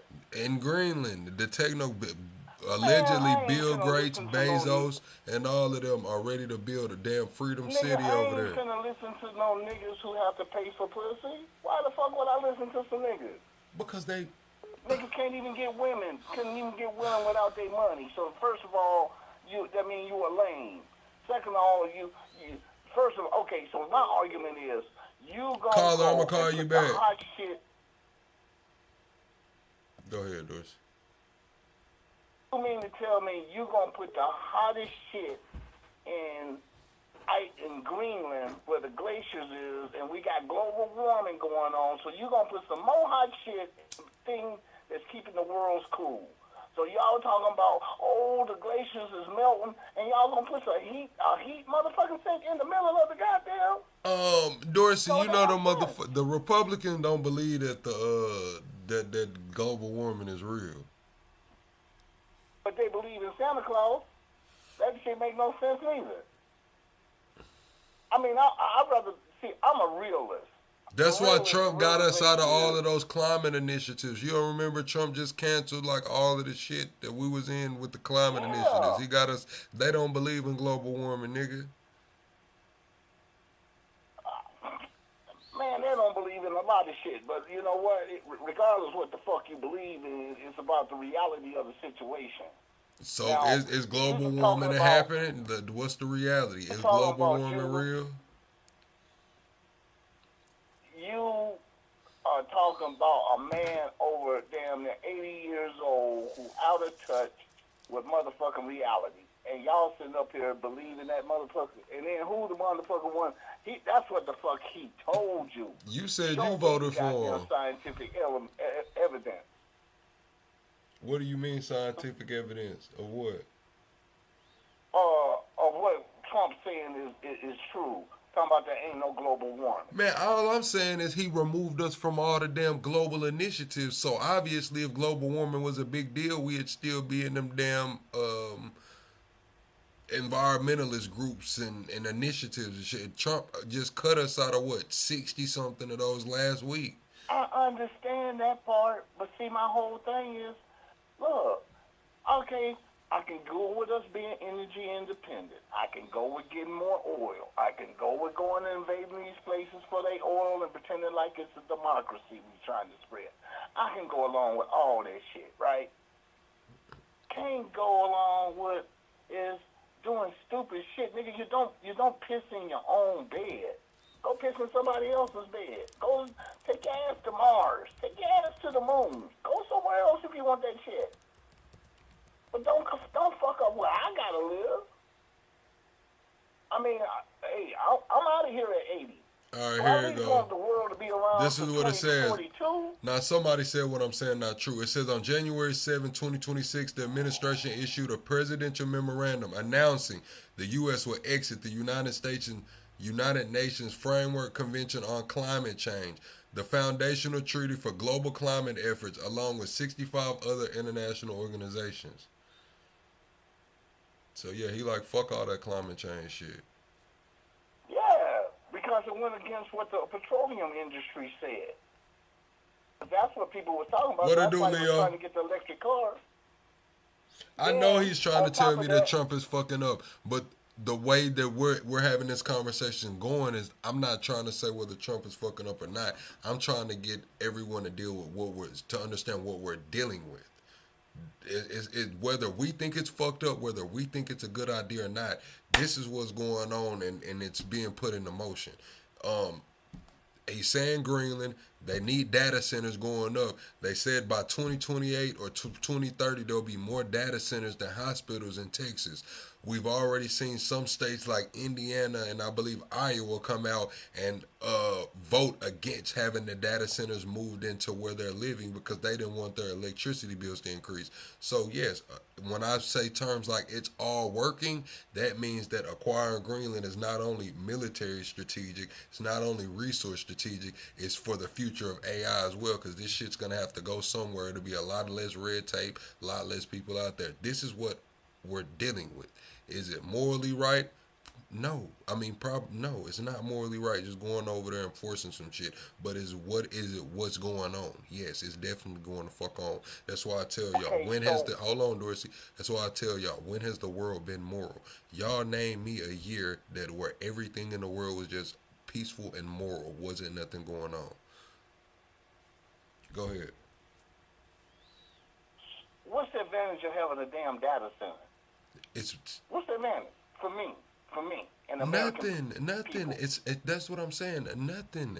It's AI advanced, I guess, so we can be the most AI advanced country, AI first country in the world. The data center is gonna keep everything there. It's gonna keep everything there. It's gonna track everything. So the advantage to you is, I guess they'll frame it as security. They'll be able to identify threats, pre-identified threats. They'll know. Why can't we just? So why can't we just build the data centers out of space? Why can't we ship that shit out there? Absolute zero is cold as fuck, and on top of that, it's got all that sunlight, so they can just put solar panels on them goddamn data centers and let they ass fuck up be up there. Why the fuck they got to be down here? If it's all about keeping them cool, because if you look it up, the vacuum of space is minus 300 degrees. Because Fahrenheit. Dorsey, this is why. Because it would cost a lot less to put them bitches on Greenland than it would out of space. Simple as that. But it would cost the goddamn survival of the human race. Dorsey, I don't think they care about that. I don't think they care about that, bro. I don't think they care about that. Then putting the data centers in space is untested. They know what the fuck the data centers are gonna do when it's somewhere cold. Well, where's the data center they didn't put in the cold at? Show me where. I'm pretty sure everywhere. Everywhere. What do you They mean? ain't put it in nowhere cold. Oh my God. No data. Okay, no, there's no data centers. You name me somewhere cold. Alaska, Connecticut, Maine, North Dakota, Wyoming. Okay. So. Ohio has emerged as a leading hub for data center development with 217 facilities, especially Columbus and Cleveland. And I know Columbus and Cleveland cold as fuck right now with snow on the ground. Exactly. So, I mean... you just asked where they build data centers where it's cold. I just told you. Okay, so did that increase the productivity? I'm pretty sure it kept costs down. It was a lot cheaper to cool them. And somewhere in Texas where you'll have to cool them year round, you go to a place that gets cold, let's say 3 to 5 to 6 months out of the year, it's a lot less cheaper. You go somewhere where it's cold 8 to 9 to 10 months out of the year, it's a lot cheaper.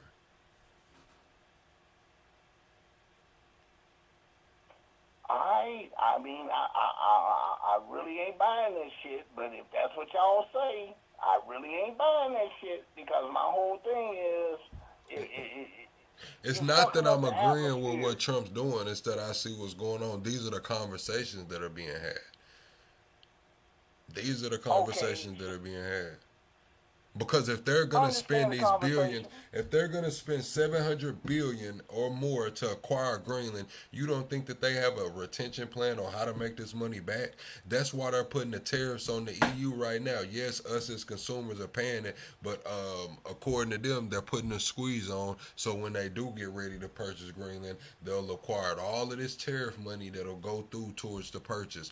Or shit, they'll be able to get it back on the back end. It's all working. If we're gonna say, if we're gonna put, let's say we're gonna put 25, 30,000 data centers over here on Greenland, man, and that'll save the United States, $100 billion a year on, energy costs. I'm just throwing some numbers out there. They're looking for ways to justify this purchase. Flying their ass off. According with military security,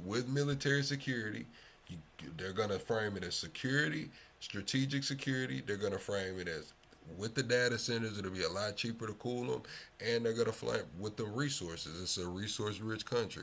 So all of that is called get back. You don't, if they're going to call it a business deal or whatever shit, motherfuckers got to have a plan to get back, and I believe this is their plan to get back. Okay, so how come we just can't simply lease the land in Greenland? We already got bases there. They don't give a shit. They don't care what we build there. And the hell can't we just put the damn, why can't the corporations just pay these people their money and lease the land since it's going to be out? Because, see, I'm looking at it from a human point of view. AI running the building, and it's in Greenland. What jobs is there for Americans? So where the fuck do we benefit? I want my reparations. Fuck Greenland. Nigga, $700 billion could go on paying me for my motherfucking ancestors' motherfucking slavery. Oh, that. So no, I'm opposed to the shit. $700 billion? Man, you could pay us our reparations with that. And if you got $700 billion, you got enough to pay off the FBAs in America. Got all this money that you can pull out your ass for immediate purchase. And you got money to pay us black Americans for our motherfucking money for the anguish that we went through. Our reparations. So yeah, I'm opposed to that shit. Now that you done said that the money cost $700 billion. You can pay me my goddamn money. That's what you can do, America. All right. I'm looking at it. All right. Work in the data center, you give me my goddamn money. I'll sit up there with a fan and fan that motherfucker all day. Money. Anything else? No. I know because, see, my whole thing is, I really don't, I mean, if you're going to take Greenland for the minerals and the resources, that makes sense. But you're talking about you tend to take a place just to keep shit cool, that makes no goddamn sense. Especially when they got shit like, look, you heard of liquid nitrogen? Bro. What? Have you heard of liquid nitrogen? Yeah, what about it? How come they can't just use liquid nitrogen to keep the goddamn the data centers cooled in? It's called superconductors. I don't know, Doris. I was doing that shit 20 years ago, whereas you use almost close to absolute zeros to keep computers cold, and it enhances the performance. So you're telling me that sticking something on an ice block is more energy efficient? Because ice is minus 32 degrees. No, Dorsey, I'm not saying that. I'm saying when you look at it overall in the grand scheme of things and take emotions out of it, yes, it would be better to get Greenland than to do the ice and shit.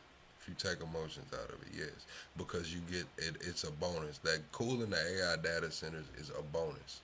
It's not about like this is the main goal. The main goal is, from what we understand, is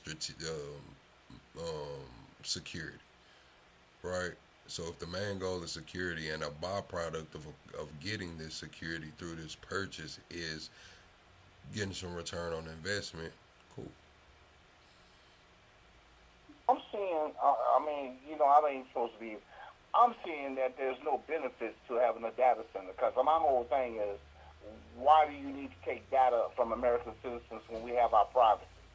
Correct. To me, that sounds like that. To me, that sounds like that big ass. Remember that place Obama had built up in North Dakota, that supercomputer and shit. Mm-hmm. Remember that? If we got that supercomputer up there in the North Dakota, why the fuck do we need these data centers?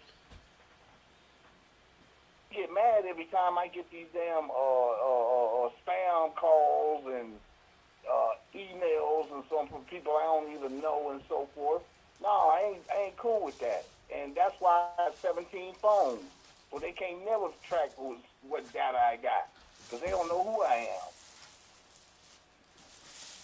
I'm telling y'all better watch your ass and data so they can do a profile. You already got a profile, probably. I probably got a profile.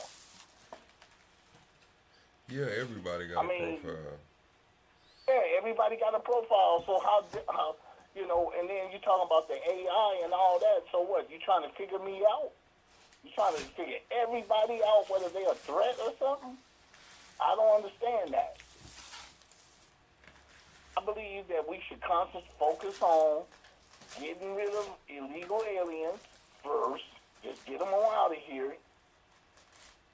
I believe that we should go ahead and concentrate on getting that oil out of Venezuela, bring that gas down to where it is damn near so efficient that we don't worry about it no more. Going and invading Greenland, man, that don't make no sense. You can drive to Greenland. You got to fly or you got to catch a boat to Greenland. It's money. I'm just keeping it real. So, you know, you have a great show. I agree, but I damn sure don't agree with none of that shit Trump talking about, especially the Greenland thing. Either we buy it, but all them talking about tariffs and all that. If that's the case, then why the fuck we still got bases in Germany? Bases all over the world. You understand what I'm saying? Like I said, I think, me personally, Donald Trump is a Russian agent, and he's doing this for motherfucking Vladimir Putin. He's doing this shit he's making the United States unfriendly to the whole world so that Putin can then move his agenda. Because it ain't going to destroy NATO. That's what it ain't going to happen. You can weaken NATO, and then that'll give the Russians thinking that they're going to be able to push the... Man, them people ain't finna play with Russia. And if the United States get out the way, then it's going to be a world war. It's going to be a nuclear world war. I'm just keeping it real. You know, H. Buster talking about he hate NATO like NATO owe him some money or some shit. NATO stole his girl. I don't know why he hated it. You know, everybody got their own thing, but I'm like I said, the first thing Trump did when his first administration was what? He took that Russian envoy into the White House and locked the doors and told the damn interpreter not to write down any notes. That was suspicious on my part. Then he talking about he took Russia's side with the Ukraine war, knowing that Russia was the aggressor. They killed kids, kidnapped over 50,000 kids. And he talking about human trafficking. But if you're taking 50,000 Ukraine kids and so forth, ain't that human trafficking? Top of that, he's involved with the Epstein files. Just the Epstein files was going to be open. Then he redacted almost every damn page. So I think the man is evil. I really do. Now, some of his policies I might agree with, but the man himself, that nigga evil. I'm just being real. Anything else? Nah, hell nah. I'm eating right now. 100. This outdoorsy field. This is just my opinion. The man is a traitor. The man, January 6th, from January 6th on to the day he was elected, it's been nothing but one big ass shit show. How somebody gonna be convicted of 34 felonies and then he's still running the country? Hell no. You voted So for him. whatever happens to America, I'm still gonna be around. I ain't out of here till 2042. So Hold you know, on, people be Dorsey. like, well, how you know? That don't make no damn sense because he had the 34 felonies before you voted for him. Oh, I knew that. But he was talking about getting rid of a damn Right, you immigrant. just said how the hell can a man with 34 felonies run a country, but you voted for him. Well, hell, y'all let him get away with it. Hell nah, dude. Hell Shit, y'all let him nah. get away with it. Shit, I was like, well, shit, if everybody else gonna let this nigga do it, shit, I'll vote for him to get what I want. Crazy, I want. I voted for him to get what I want, and he ain't delivered on it. I still see taco stands everywhere in L.A. Out of all these taco stands being on every damn corner, paying no taxes. You So said you don't handle pay the taxes. immigration, and then I ain't got nothing to say. But until then, I'm You gonna said keep you on, don't pay I'm no gonna keep taxes. on bugging out. Huh? You said you don't pay no taxes. Yeah, but I'm an American. I get to cheat the system.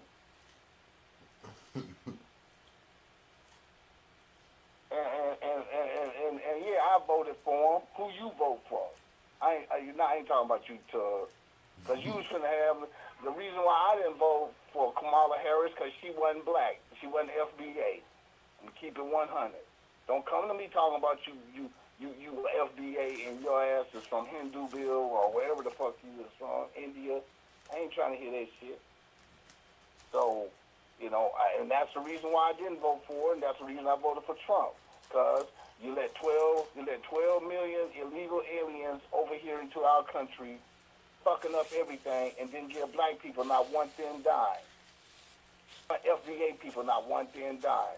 And I'm going to still be against that shit until y'all give us what owe us. I want my reparations. I want my 40 acres and a goddamn tractor. Still. So that's how I go.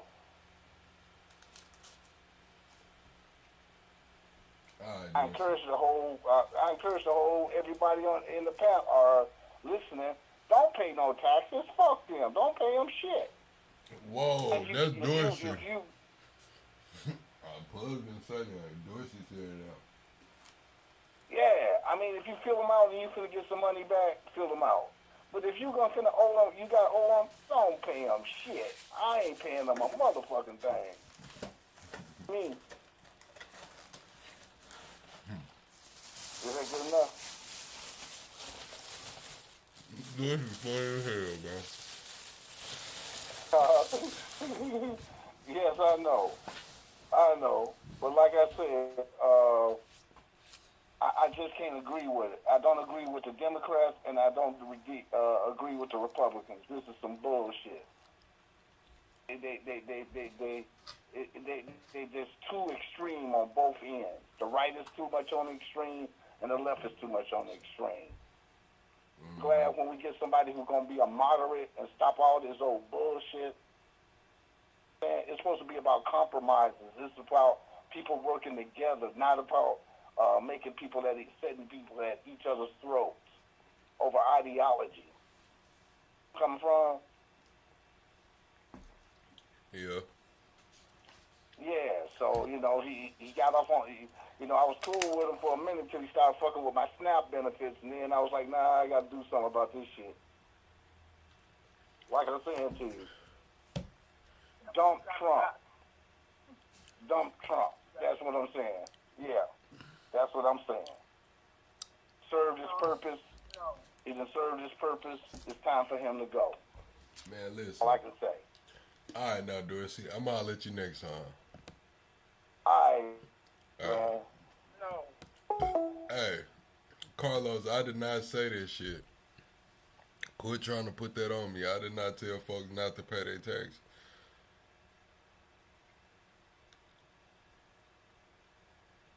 And you said, fuck it, you moving to Alaska? You going to the trenches in Alaska? I seen Alaska got some gangs out there. I didn't know Alaska had gangs.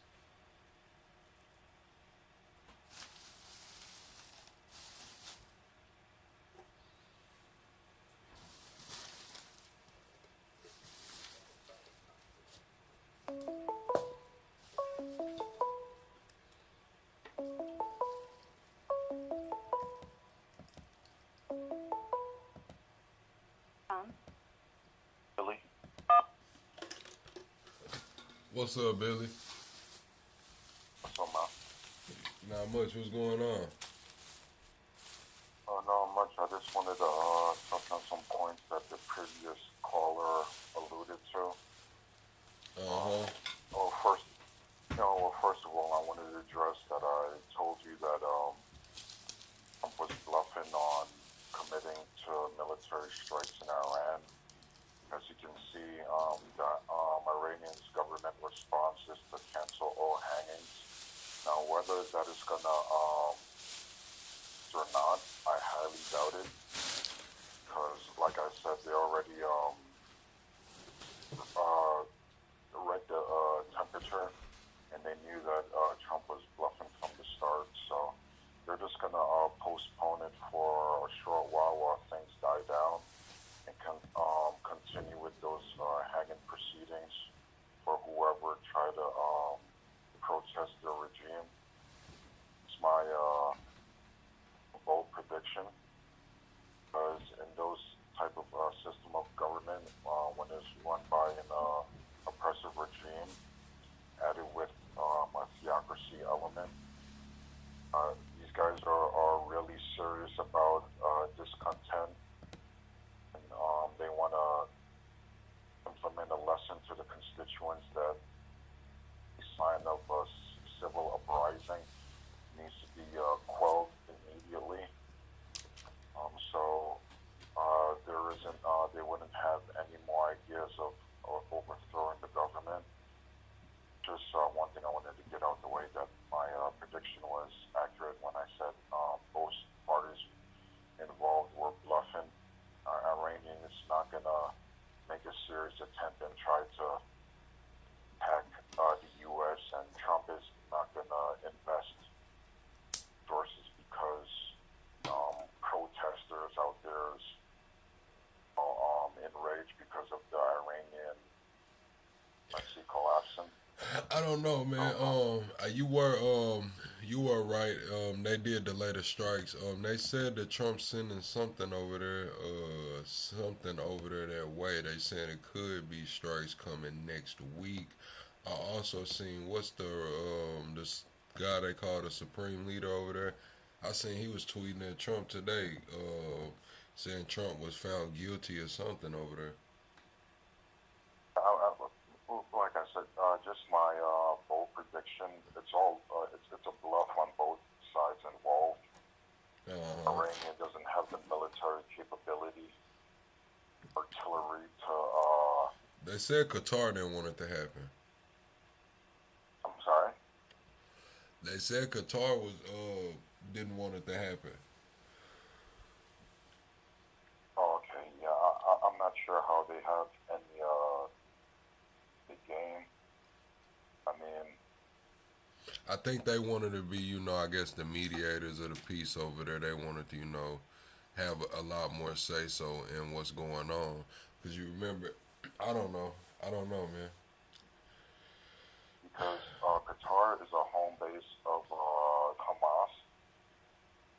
There's already escalated tensions with them and Israel. Can almost be certain that Israel is going to be targeting them in their future. They want to completely eradicate Hamas.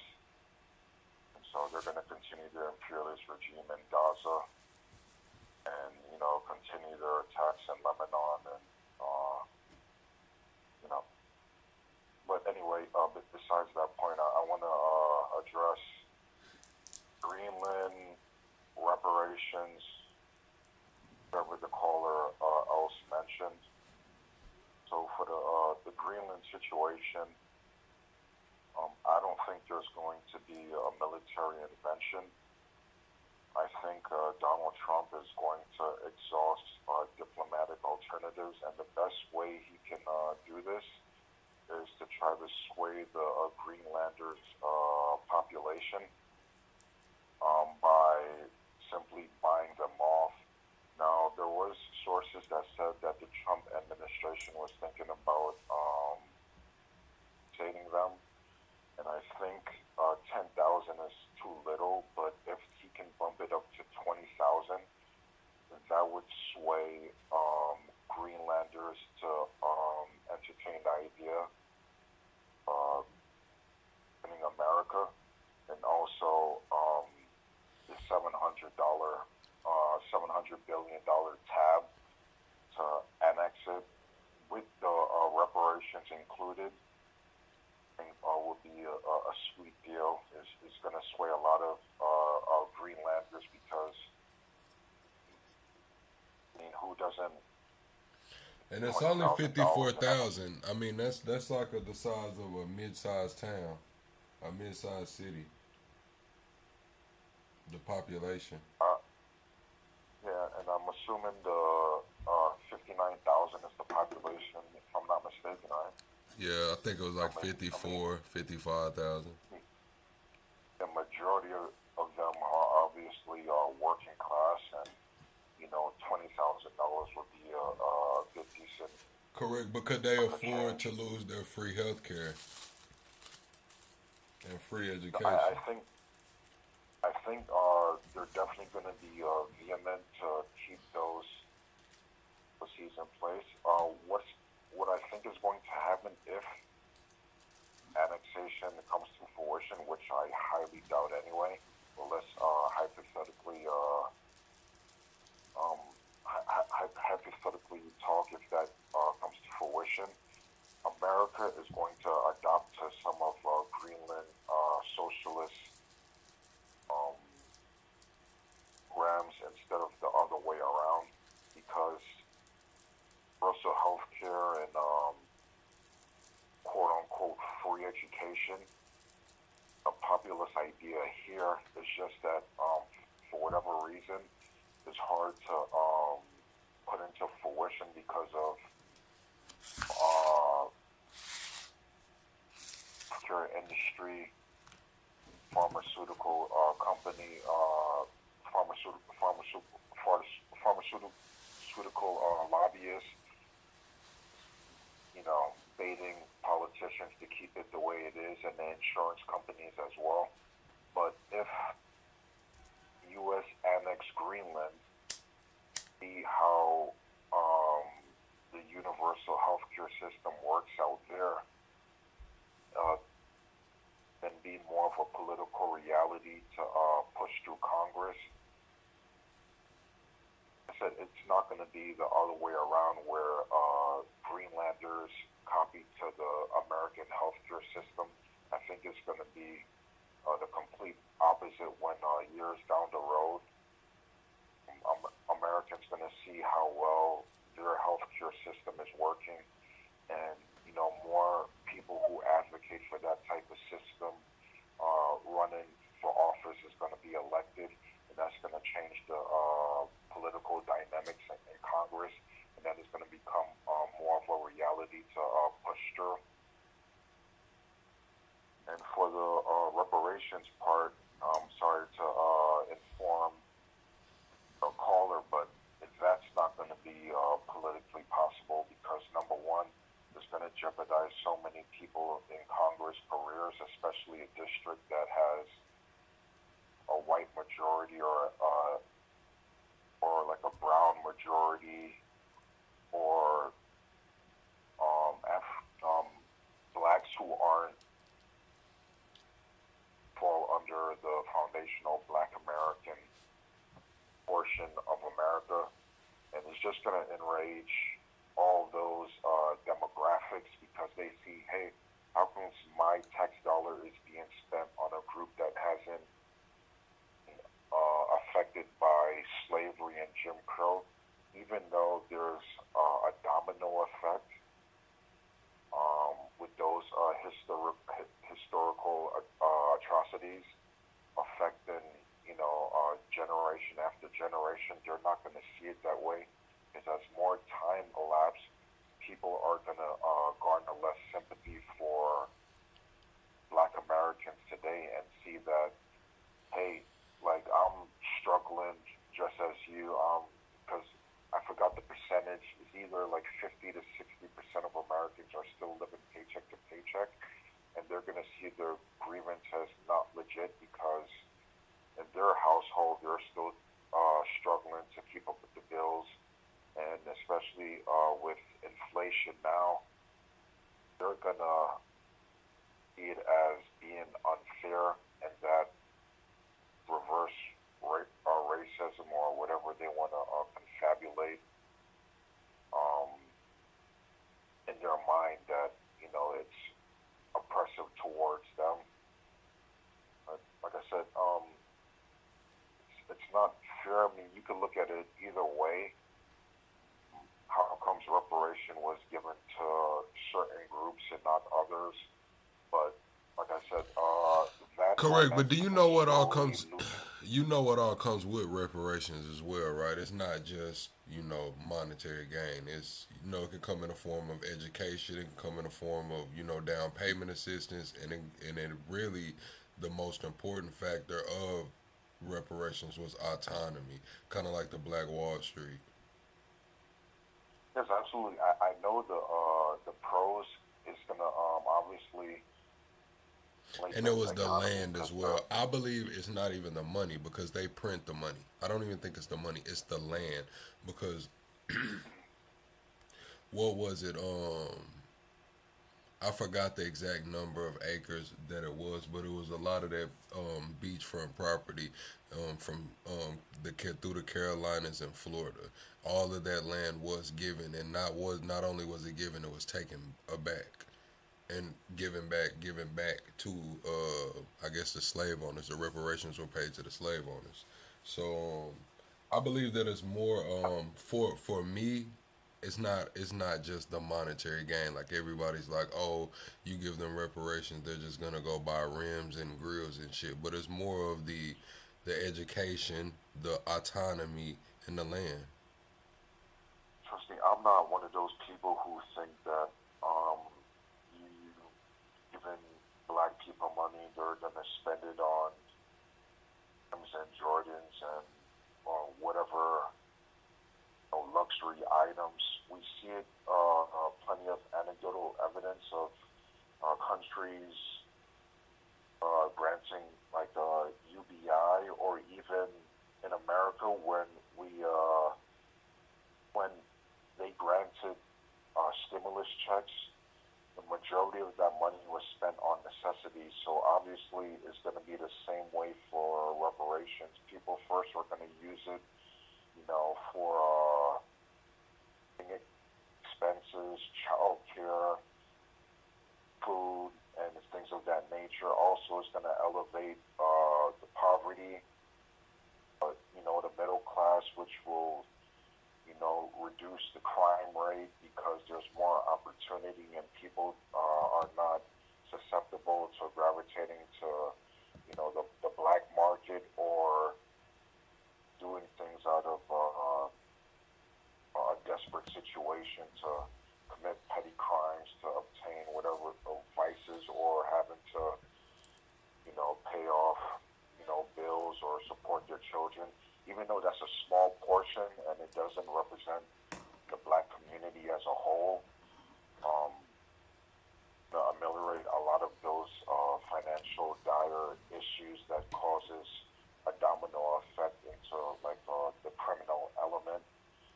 So I mean, there's a lot of perks, but like I said, the more as time elapses, the less sympathy other demographic groups have for the black Americans today, and it's going to be hard to push through Congress, because like congressmen in the in the Senate and the Housing have to represent their constituents as a whole. Other demographics are enraged of the idea of reparations, which is already unpopular. Then they're in jeopardy of not winning their re-election, and of course they're going to look at their bottom line, not just address a small portion of their constituents depending on the district. But I mean, what I don't get is how, if FBAs are so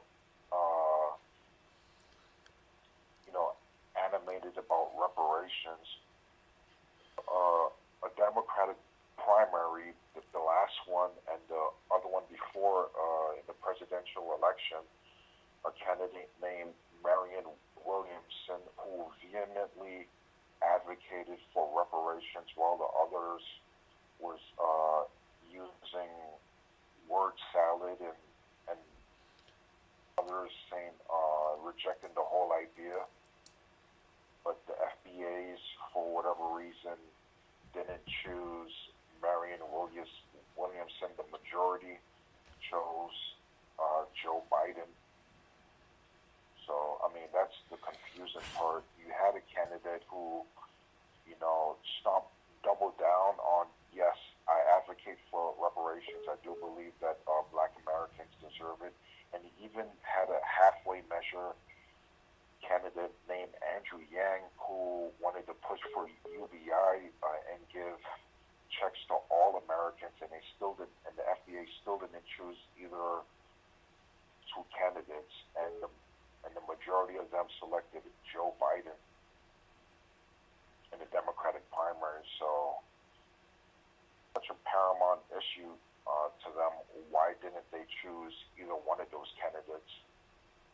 Money is money, and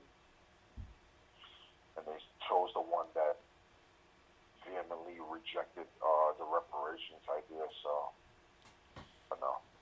Nah, most definitely, man. I appreciate you for calling in, Billy. I'm going to get back to this other caller on the line, then we're going to get up out of here, man. All right, man. All right, appreciate you. Like talking to Billy, man. He always got some good points, man. He always had some good points.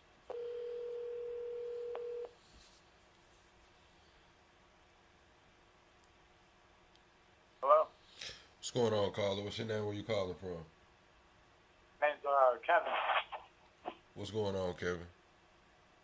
Not much. I was just listening to your live podcast. My thoughts about everything that was being discussed is, yes, reparations should be paid. Exactly what you said, by land. And I don't think a lot of people actually have legitimacy to the reparations. Like, my family came from Hong Kong. My mom's side was here in the Civil War. I grew up piss poor, fucking had a very bad childhood. My dad was in prison. America offers this opportunity, and there's no other place that you could be poor and still better off than the majority of the world. So, I mean, I understand that there has been a lot of struggles because, I've been, through the worst part of my life. The greatest country in the world, and very well because I tried hard. I did my homework. I wake up, I have hustle in me. I understand that some people, it doesn't work out for them. Listen, hold on. Regarding Let me answer a comment. John in the comments trolling said, how about only the song survive, nothing is given back once it's taken from them? Now, John, if somebody came and hit you over the fucking head and stole your wallet, you would be ready to call the police. Go ahead, though, caller. Most definitely. I mean, you have to protect yourself. You can't expect the government to be there. I mean, the thing that they can do successfully is waste money and fucking being inefficient. You have to, stay strapped. I protect my stuff. I work hard. You do call the police so that it's legitimate, but at the end of the day, you have to be responsible for yourself and your family. I was just saying, John. John said, how about only the strong survive? Nobody is giving anything back once it's taken. So by John's logic, he should be able to, just take that loss. If he gets beaten, robbed, or whatever, he shouldn't be able to call the police. Shit, strong survive. Once it's taken, it's not given back. What you calling the police for to try to get your shit back?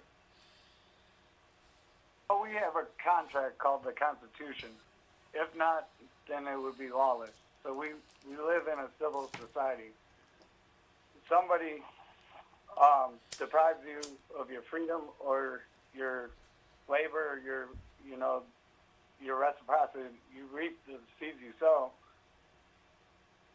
should be some recourse, and if there's not, then it's street justice, and it happens all the time. But we have to be civil because it would be just lawless.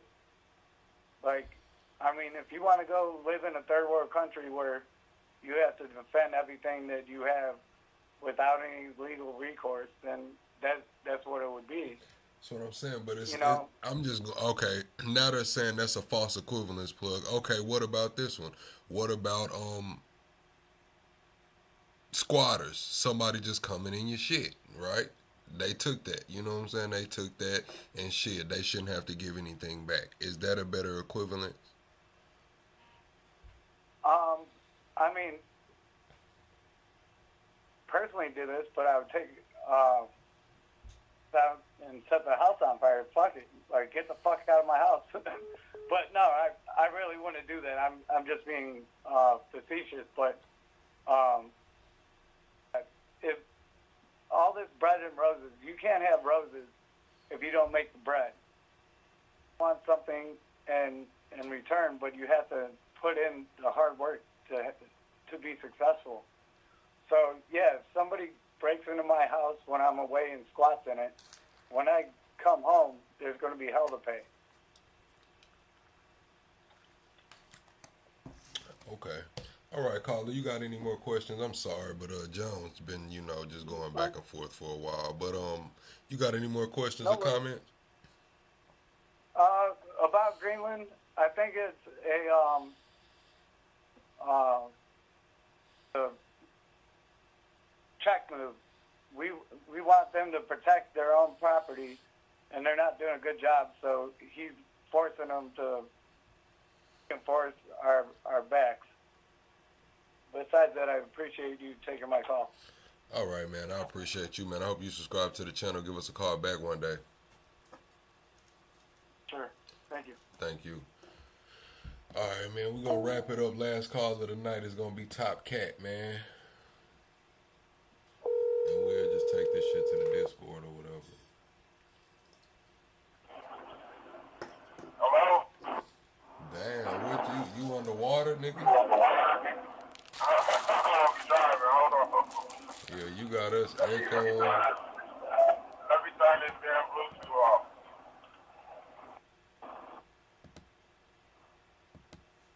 Damn, you're underwater.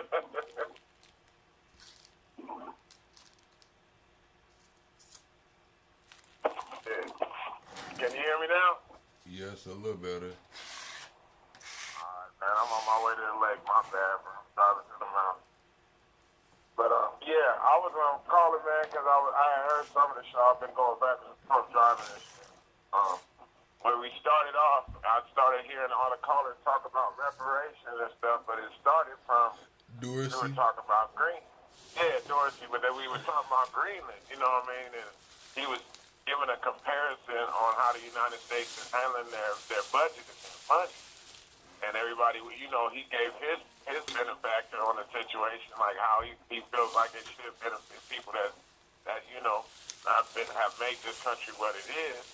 And we're not handling that situation. And I'm hearing all the callers talk about all these different things and reasons why people would feel like they have no reason that way, like it's an equal situation, like I'm struggling or whatever. But that's not what you tell the immigrant. When you come over here and you say it's a land of dreams and opportunities, well, those opportunities.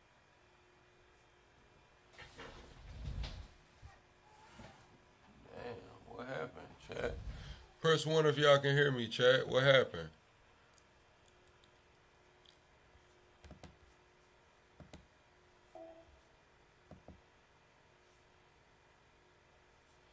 He might have lost service. He said he was going through the mountains.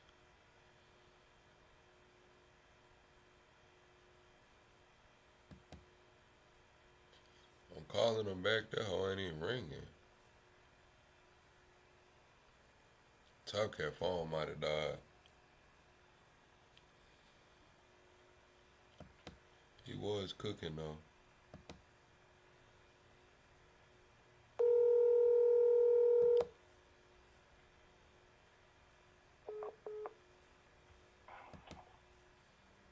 Hello? Yeah, what going on? You at lost service or some hell? Yeah, I was coming over that hill, man. I'm riding in the Elsinore, man. It should be good now. That's the little janky part.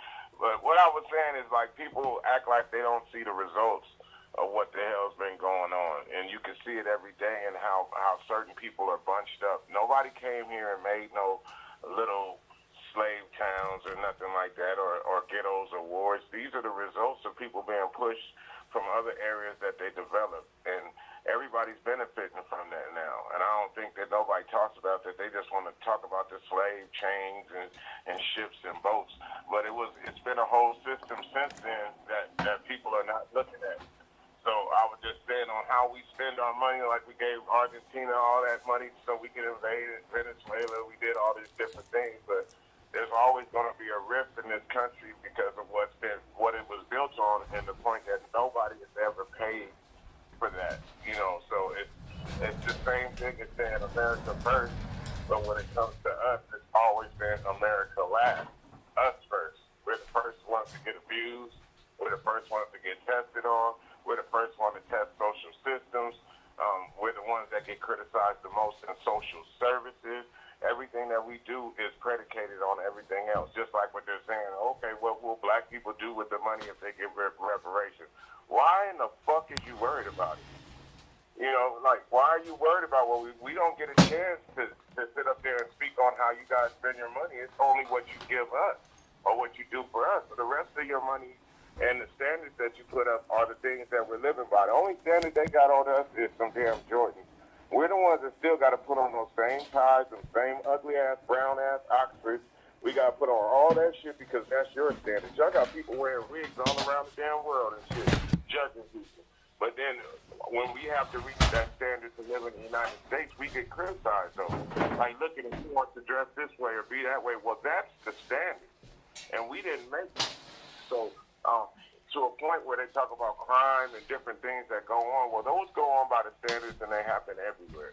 It's just here we have to live by those standards. I can't go put on no damn poncho or put on anything and say I'm representing my culture or myself or anything. I have to go by the standard of things that are around. And our standards get kind of high. You know what I mean? Shit, you getting laughed at if you wearing, that cheap-ass swap meet shirt everywhere you go. You can wear it some places, but other places you can't wear it. So you have to live by that standard to even acquire a job or do anything. So there's a reason why reparations mean a certain point of status in the United States for the people that made it what it is, because we never had the chance.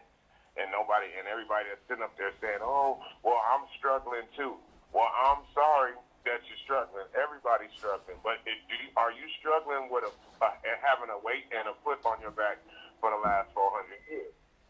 So everything that you're looking at, is been built by somebody else. Sometimes I get pissed off. Everybody say the Mexicans are building this and doing that. Who did it for 350 years before this? Country been great for a long. When y'all said it was its greatest, who was building all that shit? Who was putting down these railroads? Who were the iron workers? Who were the welders? And they got nothing, no unions, and none of that shit happened until the Irish, different people got involved. But before that, who was building all these steam engines and all this stuff? So when it comes to reparations, I think people need to understand what's really going on. There's been people here doing the work that it's been a media cast against us to tell people that we're lazy, that we don't work, that we don't this, we don't do that, when we've been holding this country up for a long time. And there's been other ones right here with us, but they haven't been in the same situation. Like they're saying that a land of opportunity. Well, we've only had about 100 years to make opportunity here for ourselves.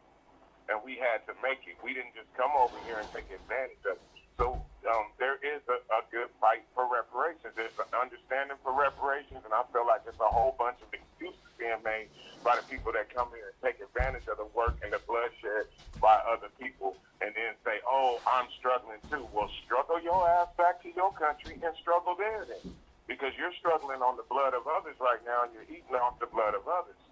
And then you disrespect it all the time, and that shit gets on my nerves like this.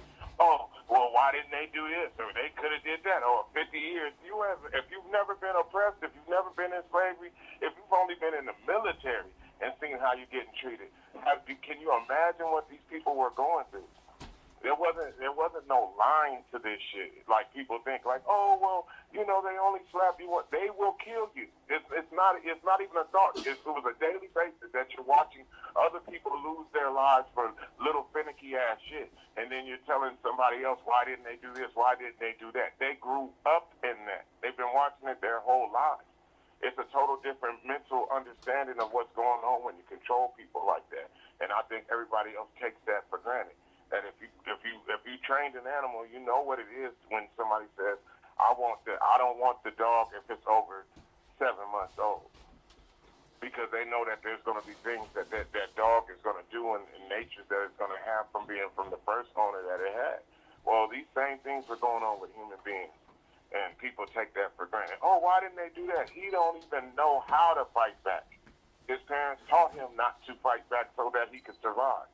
And you got hundreds of years of that going on, and people building and claiming wealth off of that in the United States. And I feel like George he said a whole bunch with that. Like, okay, and that one point, that's somewhere money else could be used. And another point, there's other things that could be, this $700 billion can be used to create more infrastructure. Like he was talking about the Golden Dome and all that different things.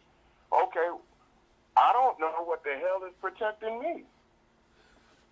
I mean, can I know what's protecting me while they're talking about Canada and all these other places? What the hell is protecting me?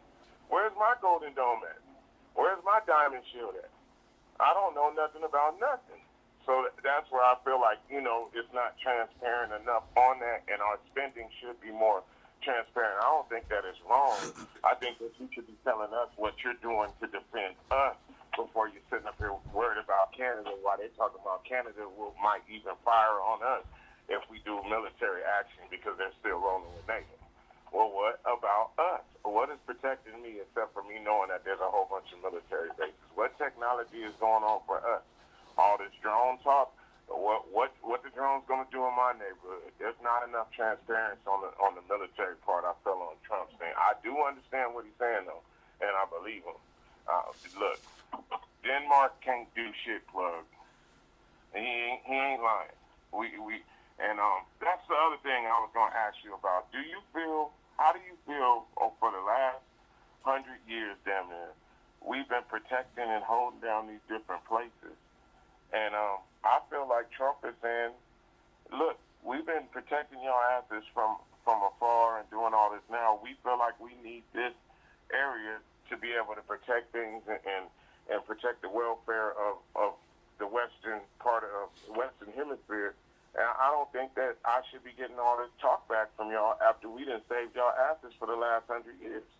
Do you feel like that's kind of a precedence he's taking on it? Yeah, of course. That's the stance he's taking for sure.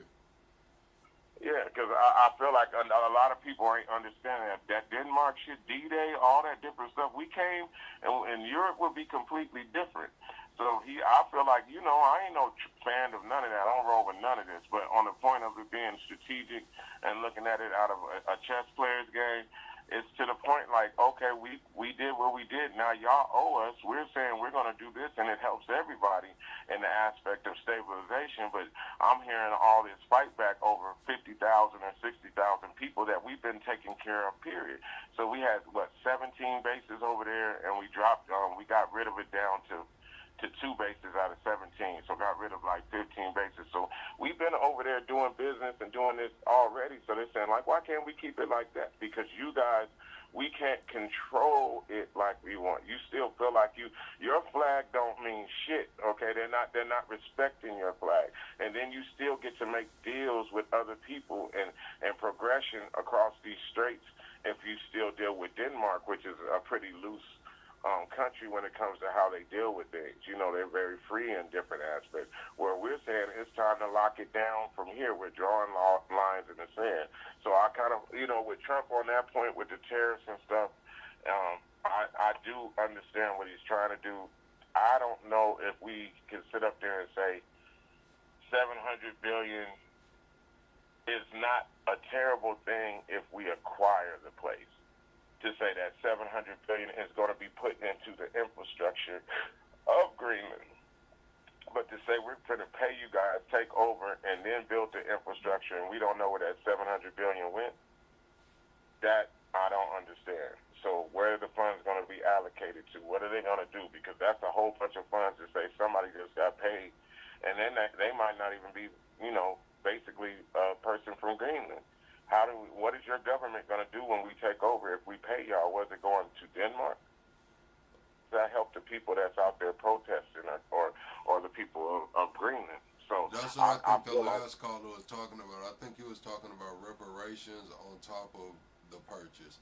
So that would give the citizens will get, an incentive, whether it's 10, 20,000, 30,000, whatever, and then they would also purchase from Denmark on top of it. Okay, and then that's what I'm saying. And then, for their infrastructure, so for us to come over there and say we're taking over a place, there's going to have to be certain things put there. So they have a better chance for job market, a better chance for infrastructure. You can see that area that's been sustained and been their little colonies, because they love that in Europe. If you I watch shows called Shetland and BBC stuff. They have their little sail towns, their little ocean towns and little towns. They love they call them villages. They love their villages and shit. And Greenland's like one of those places. So they don't want to change. And I understand that when things are good, they're great. But when it comes to national security, I have to say that there is some benefits, and especially with data, keeping those things cool. I've seen that since Google had got theirs, and I think they put theirs in Switzerland to keep it cool. They had a big old infrastructure over there of data. So that definitely helps us stay atop of the technology, but also the point of drawing your line in the sand and then basically having an area where you can get to Europe to help in a lot of different situations without having to have a carrier. So it has its strategical advantages. It's a gateway to Antarctica. It has its points, but as Americans, we have to still look and say, when it comes to $700 billion being put towards something, and we seeing so many different things get taken away, where are we going to say the accountability of knowing where this money is going to matter? Because if we worried about reparations, that's what I'm saying. Everybody's worried about where a black person, everything we do, where did he step, that's got to be the worst decision. Everything got to be opposite of what a black person does. But we built this country like this, and so everything that's opposite of us is so that you can have an opportunity because you're taking it from the people that made it here. So I don't see how we're not on their ass about every single dollar that's spent. Okay, if a Greenland person gets $30,000 in reparation, most of the people out there already own the land that they're on. What is this money really doing for them unless they're planning on leaving Greenland? I don't know. What can you do? Buy some new anti-foul paint for your boat? Like, they're already in a living situation that's kind of, tumultuous. Things have to be shipped in there. Things have to be, they don't have every commodity that everybody else has. But the United States coming there, they're finna have everything. So I don't see a complete total, like there's no benefit to it. Of course, there's bad things that come with industry. But I also see that Trump is saying, I thought about this earlier. Trump is saying, hold up. Motherfuckers, for the last 120 years, we've been saving your asses. We done saved Denmark. We done saved everybody's ass. We done came over there and left blood on your turf, and ain't nobody done shit to help us since. So the least y'all could do is to cede this little bit of land so that we could stay in a position to be able to protect y'all and whatever. I mean, in another aspect, I feel like that's the NATO situation too. He said, if we're the most powerful entity in NATO, and y'all not going to let us have position when everybody is threatening us more than anybody, and you're supposed to be an ally, and you're not going to let us have this position in these stakes over here, then why in the fuck are we rolling with y'all, period? I had a lot to say during the COVID. You didn't have a lot to say, and I'm not no fan of what Trump's doing. I'm just telling you on some gangster shit. I've been hearing everything that everybody's saying, all that Ukraine and Palestine shit. Everybody had a lot to say about the United States. Oh, that's fucked up with the United States helping them, and they should get this over. Oh, y'all had a lot to say, and y'all supposed to be our allies. So now when we call this big punch and say, okay, we're pressing y'all have already sent troops to Greenland, France, Germany and Canada have sent special forces in case there's something that happens. The United States tries to approach. And they say they sent like a total of like 30 people over there. Shit, it's only 50,000 people, period. Right, but I mean, damn, when Trump said they sent the dog sled and added another dog sled, like I thought he was like exaggerating, like, but nah, they really only sent a couple people. Well, today, from what I saw on the ship, I don't know if we're seeing it three or four different. And I heard that one where they said they only sent one military captain over there. I heard that. But other countries have sent special forces over there. Special forces already trained in Greenland, period. So that's where I'm like, okay, why would y'all even put up that protest or that fight for us when you know that what's the worst that could happen? I think they did an exercise in Denmark. Yeah. And Denmark needs to be exercised. They can't do shit. They really can't do shit. You know what I mean? They really cannot do if China or Russia or anybody pushes them, their whole defense since that Denmark thing, since they had to run their ass back from the mainland last time and run their ass to Greenland to save their ass, it's been us protecting them since then. That's why that treaty or that embargo or whatever thing, that if anything happens, it's going to be basically us and a couple other countries are going to always have to protect Greenland. So that's already there. So that's what I'm saying. We're already indebted to protect you. But now when it's time for us to be in a better position to protect you, you guys are putting up what you should. You said, oh, this is Greenland. Y'all took it from somebody else with your Viking ass, too. So you might as well hop under this American shit. Maybe you'll get a couple theaters, a skating ring. You know what I'm saying? Maybe y'all get to do some different things that y'all haven't been able to do. Might even get a damn football team. Y'all, you know what I'm saying? There is a point where you're going to have to push ahead because the world is tripping. And for the Ukraine and all them people to be fighting there, hypersonic missiles and all that, Greenland is a definite point where you have to draw a line if you don't want things to happen in North America. So they're talking about if we fight with Greenland or if we do any military action in Greenland, then Canada is immediately in war with us because of their agreement with NATO. Canada's a neighbor.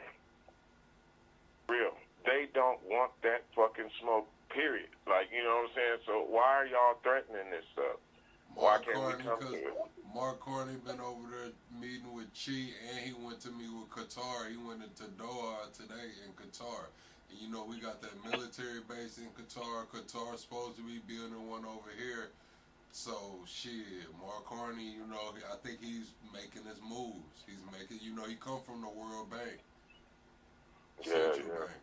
Yeah, that's who they were talking about, and that's who they put in it. But you know, when he went to Qatar today, they put the big Canadian flags out for him. Like, they gave him a crazy welcome. Like crazy. Yeah. You gotta go see how they treated Mark Carney over there. I saw some of it earlier. He's been running his ass around, and they got rid of what's his name. Like they thought he was but this dude, the World Bank, they think they got somebody there that could compete with Trump on this business aspect of things, and that's okay. But when it comes to pulling that damn trigger, can you compete with him on that? He can shut down all that shit.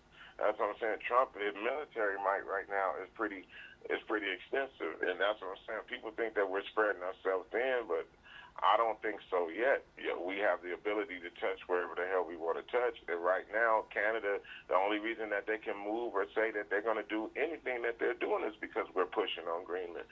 Let us back off of Greenland and let everybody else approach it. Y'all going to be worried about your backside. Right now, y'all don't have to worry about your front side because we've always had y'all backs, and that's where I feel like Trump is pressing the line on. Like, hold on, you guys. Y'all, we're sick of just sitting up here and y'all treating us like we're dirt, but we're earth. We're the thing that everybody's standing on. If we move, all y'all in outer space, all y'all just spinning through the universe. Y'all can't do shit without us. So when we ask for something, I want y'all to resist. Zelensky, I feel like all these different presidents or from these other countries' ambassadors, I feel like they've been pushing Trump in a way to act like this because Trump knows we the shit and he walks around like it. And he expects to be treated like that. And when these other countries really trying to tell us, well, why doesn't the U.S. and why doesn't Trump remembers that shit like, motherfucker, what are you talking about? We've been saving your ass since 1920. Saved your ass in 1910. You wouldn't even have a country. Like, he thinks about that shit, and when he asks, he just cocks his head. I think they know. I think they know what they should know. Like, and he knows what the fuck he's saying. Like, you understand, motherfucker, if we pull out our shit, you guys are gonna, you got enemies and different things that you guys cannot deal with without you saying that you are allies with the United States. So I feel like he's pressing the gas on that situation, and I'm not 100% mad at it because Taiwan and Russia, by trying to take Ukraine, and China trying to take Taiwan, and Japan trying to expand, it's to a point, like you said, everything is accelerated, and this has been a plan that we've been thinking about for the last damn near 200 years. So why don't we go ahead and just do it? And what will make Trump the greatest president in United States history is to gain land like that in this time. For him to say he gained a whole nother country during his presidency, that would make him hands down the most influential president since in the 1900s. So I think that's what he's pushing for. All right. And reparations, we might get them, might not get them.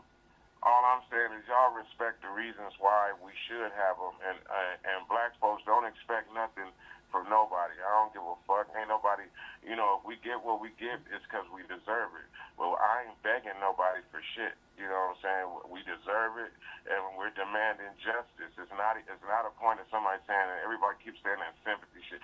Oh, fuck your sympathy. I want justice. And that's what that is. That is justice. It's not sympathy. Ooh, feel sorry. Ain't nobody got to feel sorry for shit. Kick you right in your ass just like you've been kicking them in their ass. It don't make me no difference, but the justice is what is yours is what is yours. Now, if you're a human being, like they say, are you a man? Are you a different? Yes, I'm a man, and I know if you snatch something out of my hand, I'm snatching the fuck back at it. And if you're a real man and you knew you took it and you shouldn't have took it, you'll hand it back to me. So there's a point that we deserve our stuff handed back to us. And if they never do it, oh well. You know what I'm saying? Don't get mad at me because you can't say nigga without getting your teeth pushed back. That's just how it goes. 100 plus. Hell yeah. All right, Top Cat, man. We finna get up out of here, man. I'm gonna catch y'all on the next one, man. All right. I got a voicemail. Who put him on Terminal Pond? Who banned John, man? John, you not on a permanent timeout. How you gonna call me and leave a voicemail and I'm watching you type?